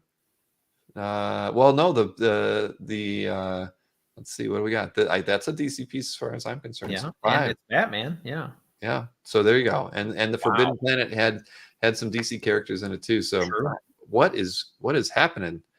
Whew, you are rubbing off on me, or something is. I don't know. Maybe it's this move to Florida. I don't know, man. But no, good picks for both of us, I think, this week. We really, I think we did a good job on both of these. So Chris, I'm going to miss you for the next 2 weeks here. So I'll be here. I'll just be in the chat. You will be in the chat. All right. Well, that's good. So, well, take some time off, enjoy it. Don't. I'll only go through the normal amount of calf. I won't go through the intense amount of calf. I'm going to see if everybody else lives up to you, because you always get your emails to me on Monday morning. I don't know how you do it, but you really do a much better job at this than I do. As far as my secret is that I start Sunday night. Is that okay? Because I kind of do mine all throughout the week and just keep throwing things into a tab whenever I see something I like, and then I do kind of a recap where I look at some stuff. But well, okay, you've got it down right then. I basically have everything picked out Sunday night. And then Monday morning, I go back through and make sure that nobody added something really killer like late on Sunday, right? Just to be absolutely sure. So Monday morning, I'm basically like, throw them in the email, format them, and off to you.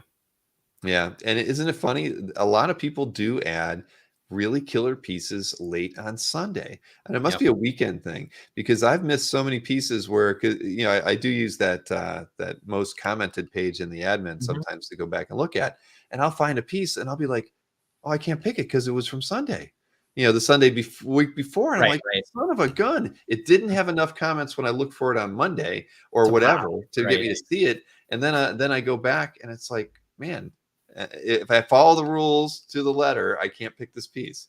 Yeah. So that happens a lot. So for those of you who post great artwork on Sunday and we're ignoring you, that is kind of why. But it sounds like, Chris, at least you do go back and scope things out better. Yeah. I scrub. Well, I'm glad you do that.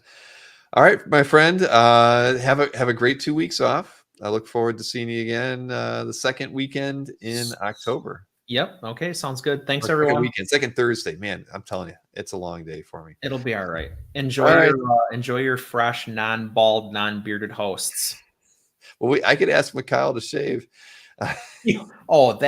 Those luscious locks. There's no way. Also, he couldn't grow a beard to save his life. So no, he won't. He won't do that for me. But maybe I could mail him maybe I'll mail him one of those skull caps. He could use it for Halloween. I think I might try that. Oh, the beard's going to be a hard thing to kind of. That's a hard, yeah. His wife will hate you forever. All right, Chris. All right, have a good one, man. Thank you. So, well, hopefully Joseph isn't mad at me, because we did do that the videotape thing yesterday, but I'm going to hold off and we'll show it next week. There's just too many things going on, and we're here. It's midnight East Coast time, so we'll show it next week. I'll shoot him an email, because maybe there's a way I can kind of clean up his audio a tiny bit. Because it does have this, I don't know, it has like a pop to it every once in a while. It just doesn't sound right. But he'll manscape, says Marcus. I don't know about Mikhail doing that. Anyway, I'm going to sign off. Thank you for. I saw Mr. Easy Go Lucky thank me for congratulating me for getting the Ohio house. I mean, hopefully it's a done deal. They're doing their inspections. I think the last thing they're doing over at the house is on Tuesday, inspection wise. So hopefully it gets all done. And I will have to make one last trip up to Ohio though. I think probably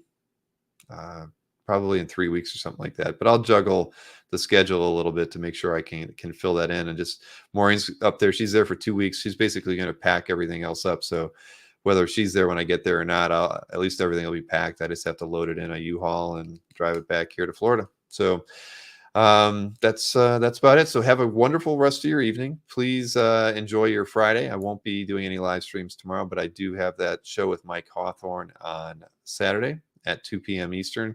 We'll do an interview first. And since there's a lot of art, we'll probably jump into selling art, probably after about a half hour on the interview. So for those of you who like Mike's art, there's a lot of Spider-Man art in it, some Daredevil art, and some Wonder Woman art. So, if you're interested in any of those characters, then you might want to tune in on Saturday at 2 o'clock. So have a wonderful evening, everybody. And I'll see you again on Saturday.